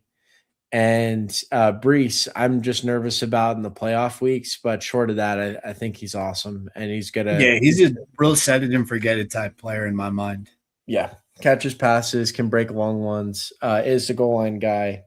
Take a 5-yard screen, 80 yards to the house just because he's like that. Receiver is kind of interesting. Obviously, this is the blue chip player, Puka. He's got to be in our roster each and every week. He's got to be putting in massive points several times throughout the year. And we have his counterpart in Devontae together with that Stafford stack. We have most of the touchdown mechanisms on the Rams offense, which should put us contending heavily for throughout the year, provided Stafford stays healthy. Adams 14 touchdowns last year and a half PPR site. Big guy for us. George Pickens, like a little less than last year, but him and Dak and CD should be getting the job done for us each week. So each and every week we've got 3 starters that we can feel pretty good about. Certainly with Puka every single week, and then these other 2 guys, very, very strong games. A lot of contingency upside beyond that, just like some dart throws, deep threats like Trey Tucker. Calvin Ridley, he has an opportunity in that offense. There's not like elite competition around him, but Carnell Tate from Ohio State should be the number 2 deep threat outside, probably the possession guy. In my mind, he's going to do everything Ridley can do, except Ridley's going to be more established as the older vet. Shaheed, also speedy outside guy, similar to Trey Tucker here. There's just not a whole lot of other competition at receiver for these guys. Torrey Horton is the 3rd receiver in Seattle, and he's a little slower. Definitely not the same skill set that Shaheed brings. Same thing with Trey Tucker. These 2 guys should have a deep speed role regardless of if they bring in someone like Stephon Diggs or any receiver. In other words, for a half PPR site, these guys are pretty good bets late to me because that deep touchdown is there. They can absolutely hit our lineup with 14 half PPR points or 12 half PPR points from their 1 60-yard touchdown that they catch a game or something. Zachariah Branch, super interesting rookie out of Georgia. Half of his I'm not kidding here. Half of his targets were behind the line of scrimmage. And it's because he's a very good receiver, but they just didn't have the arm last year to get him the ball downfield. And he's a screen merchant. Bad football. He's a screen merchant. And it's bad football. And it's not even his fault, probably. Like he probably wants to run 10 yards down the field and run an in route and run a post. He looks twitchy, man. When you watch him play, he looks twitchy, really fast. He can play. And the thing is, like, I would say, it's not a great look that his average depth of target is so shallow. But look who he's going to go play for. It's Tua. Who loves throwing screens more than Tua and Stefanski? It's the Tyreek Hill effect, man. If you have Tyreek Hill on your roster, you think that you can just run a screen and call it a day. Or to Jonnu Smith, the way we saw him get loaded up when he was the Dolphins offense like 2 years ago. I think there could be a couple of spikes for the Zach Branch guy. And like I said, I think he's a special athlete. He just doesn't have he has a very worrying profile in terms of adaptability at a range of uses for wide receivers. And also the systemic risks of Tua as your quarterback, Stefanski running the show. I don't know if he's going to do a whole bunch. We kind of don't need him to, though, because we're so invested early on. We really can just wait for these spikes. He's gravy the same way that Shaheed and Tucker are. And I think we have like our bread and butter elsewhere. Tight end is just a tour de force here. Kittle can be tight end 1, like the actual tight end 1 any given week if he's healthy. See where the Achilles lands us. Jake Ferguson should be a good amount of volume, touchdown threat as well. shallower targets this last season than previous years, and I don't think that changes because of Pickens and Lamb, but should still be very involved. And again, a touchdown threat. Half-point PPR is huge.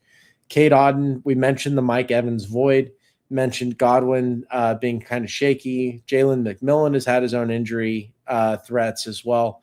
So every single time one of Godwin or Evans steps away, Otton always fills either a volume or a touchdown vacuum. And I see that being no different this year. Evans being gone the entire season.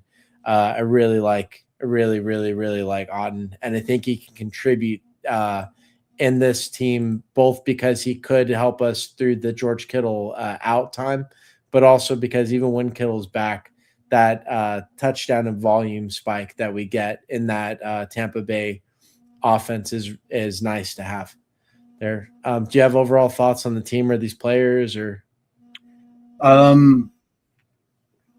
No, I mean, overall thoughts. I think we picked really well amongst the quarterbacks, tight ends, and the top tier of our receivers, which kind of gave us a little leeway to take some flyers on the running backs.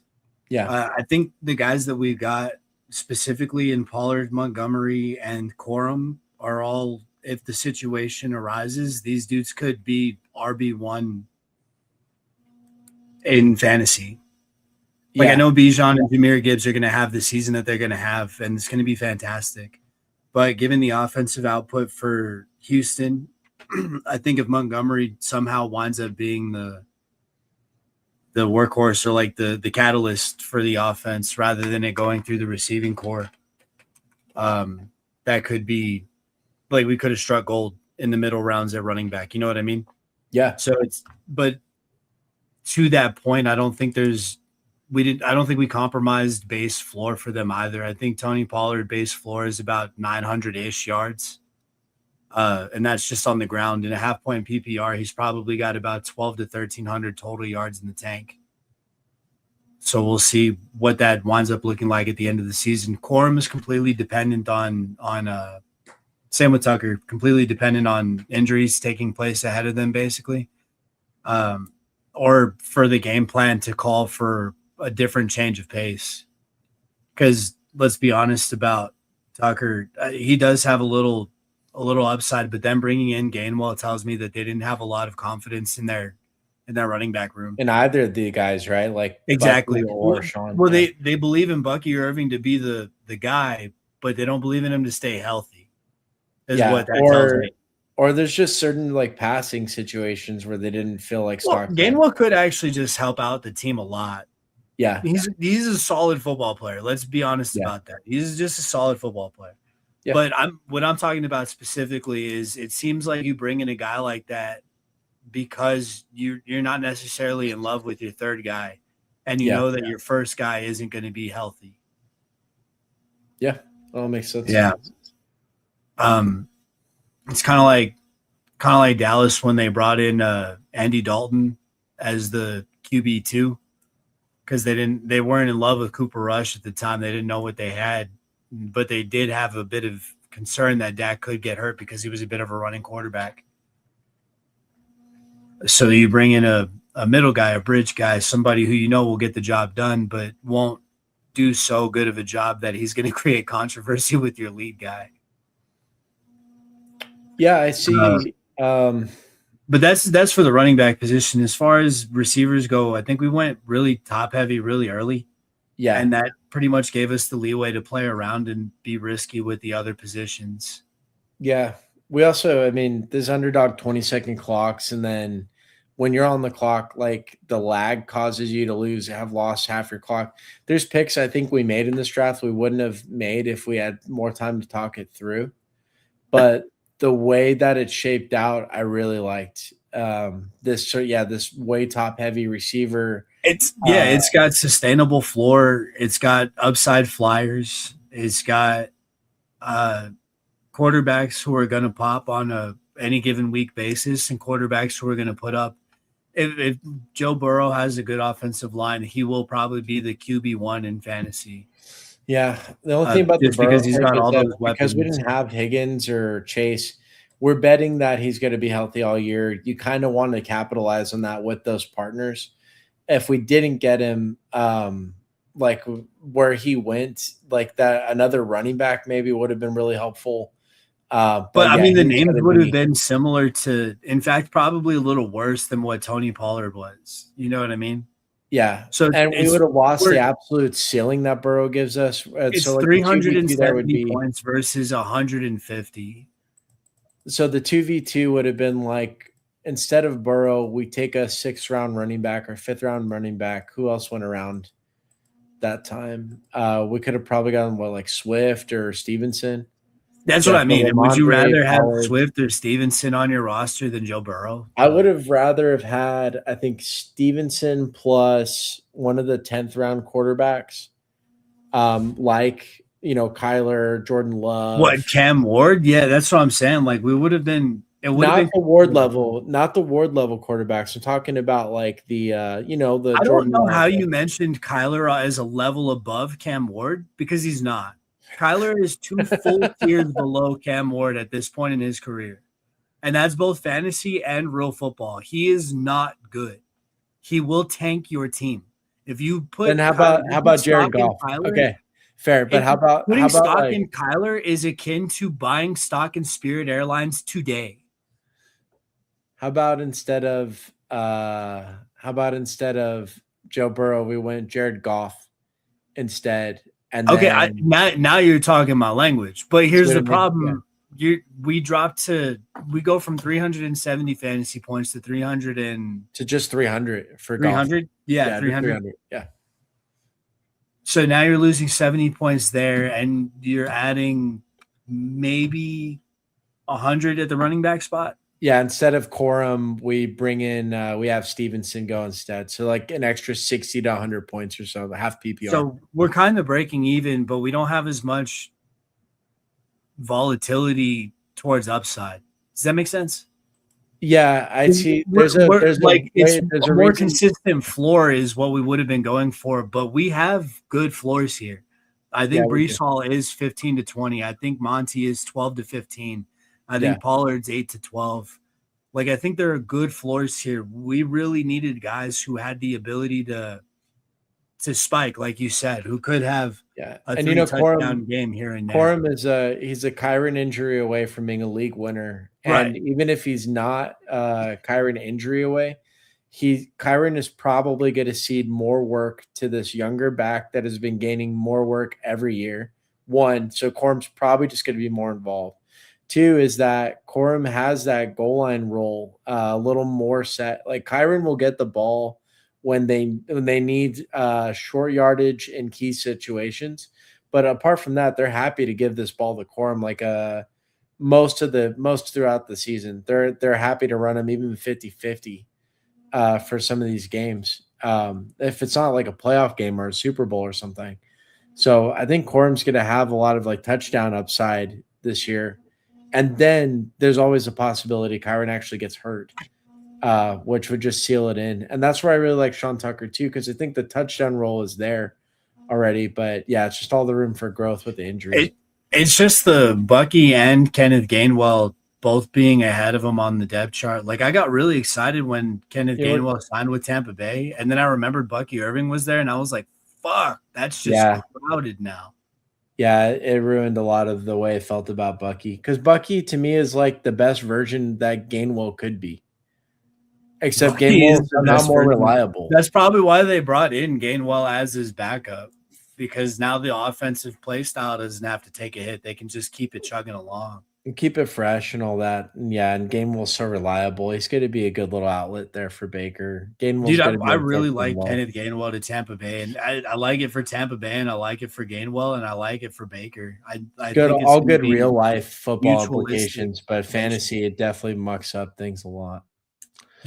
So, but time and time again, these best ball tournaments, the one lesson that it proves is that you buy volatility, you buy the volatile spot at running back. You don't know who's going to make it out of these three-headed rooms, but you do know that if there's value there, somebody's going to. So usually just buy a piece, and usually it's whoever's cheapest, and in that case, that's our Sean Tucker play. So maybe Bucky gets hurt, maybe Gainwell's off the field for a bit, but I do think we have the touchdown goal line back for the Bucks locked up. And a dude, like I said, he scored 40 points, not just last season in a random freak game, but also the season before he did that as well. When he gets the keys to the kingdom, Tucker usually delivers on a team we like. So it's been a few hours here. I'm gonna have to call it, Goo. I got a baby to get back to and some Westworld season 2 to watch. There you go. There you go. Yeah. Sounds like a full evening, brother. Yeah, it is. Friday night, and during paternity leave, every day has felt the same for the last week. Bro, what a world we're living in that we get paternity leave. Yeah, instead of just dropping the baby in the field and going right back to it. Yeah. Yeah. It's nice. It is nice. I mean, it's only for certain industries, though. Let's be honest. It's not like servers are going to get no maternity or paternity leave. No. Working 9 to 5. It's one of the only benefits to buying into corporate America is every once in a while they give you a day off. Barely getting by. It's all taken and no giving. That song is probably about being miserable working the 9 to 5, really. It is about making the best of your situations. So I'm going to tell you this, and I hope that you hear it right. If you have to make the best of something, it's not very good. If you have to make the best of something, it's not very good. Okay. Yeah. Well, the alternative is not great either. Yeah, that's true. Yeah. That's true too. I'll take my 9 to 5 pains. All these things can be true at the same time. Like it can all be true at the same time. There's room in the world for all of that nuance to exist. First world problems. Well, you'd like to think America's a first world, but yeah. It is. It definitely is. Is it? Not in the way I don't like the first world terminology first. Because I mean, we don't even have like socialized healthcare. Like, no, what kind of first world country makes each citizen pay twice for their health insurance? You know what I mean? Like the first world. The first world. The first world does that. All right. Well, first world. The first world. This is what Dr. Evil envisioned for America. We should all be so lucky we get to live out Dr. Evil's vision. With only with freaking $1 million. Touch their freaking heads. Dr. Evil. You know what? I do agree with you there that if we all had freaking sharks with freaking laser beams attached to their freaking heads, we'd all be living a much better life. We couldn't get the sharks. They've been classified as an endangered species since I was just about to say the problem is then we'd have all the people coming after us being like, it's bad for the sharks, but there's blood in the water. So I don't know. Well, they got sea bass instead of the sharks. Chilean sea bass? I don't think it was Chilean. I think it was just sea bass. It's been a while since I've seen the first Austin Powers. But in Austin Powers. Because the sharks are declared endangered. I took it to the Jurassic Park quote where it was like, for lunch, we have Chilean sea bass. Oh, we spared no expense on the helicopter that had 2 seat buckles. That was the biggest line that he quoted from that movie, too. In a movie where the chief developer is about to jump ship and sell your eggs to your competitor because you wouldn't pay him more, and they've spared no expense. Okay, but let's be honest. His financial problem or Dennis's financial problems were not John Hammond's concern. Sure, but still, I spared no expense, and the best you can do is Newman. And then let's talk about this computer software program that is so secure that a freaking 4th grader who took intro levels can go and find your encrypted password or whatever. It was 1993, and it wasn't an encrypted password. She was literally just having to look through the files. See what I mean? Like, what is There was this nothing software? encrypted though. Like she didn't have to enter any Well, fine, but passwords what in is the there. software system that a fourth grader is? How are they going to get to the island? It was 1993. It really wasn't like from a remote island they could hack the dinosaur software. I'm just saying it could be a little more sophisticated. Whatever the software It system just is, didn't should be a need little to be. more It was all on a sophisticated. floppy disk. No. Come on. They could have done better. It was all on a floppy disk. There's no need for it to be super secure. It was like they can't take it. Like nobody can break into the island because we're on like a remote island in the Puerto Rican or Costa Rican like offshore. I'm whatever. just saying, I don't think John Hammond really spared no expense. That's all I'm saying. I wholeheartedly believe that John Hammond cut corners just like every millionaire and billionaire would in his shoes. Yeah. But and of course he cut corners. He filled in the DNA sequences with like frog shit. Yeah, frog DNA with amphibian DNA. and Yeah, no, that was whack. John Hammond definitely spared expenses. he definitely spared expense. Definitely spared expenses. Most notably in Dennis's contract. But that being said, Dennis clearly was a greedy son of a bitch because he even made what's his name, Dodson at the beginning of the movie, made Dodson pay for his meal. Dodson. We got Dodson over here. Like he's being paid a regular, like probably what do they call it? A retainer from John Hammond, and he's still making this other dude pay for his pie. He's a good guy. Don't get cheap on me, Dodson. That was Hammond's mistake. We got Dodson. See, nobody cares. Speaking of dinosaurs, I've got a T-Rex here. Oh shit. Hey, don't scare you. All right, that's a show. That's a wrap. All righty, guys. For the Rowdy Bros streaming pod, this has been Goo. That has been Troy. Rowdy out. Rowdy out. Rowdy out.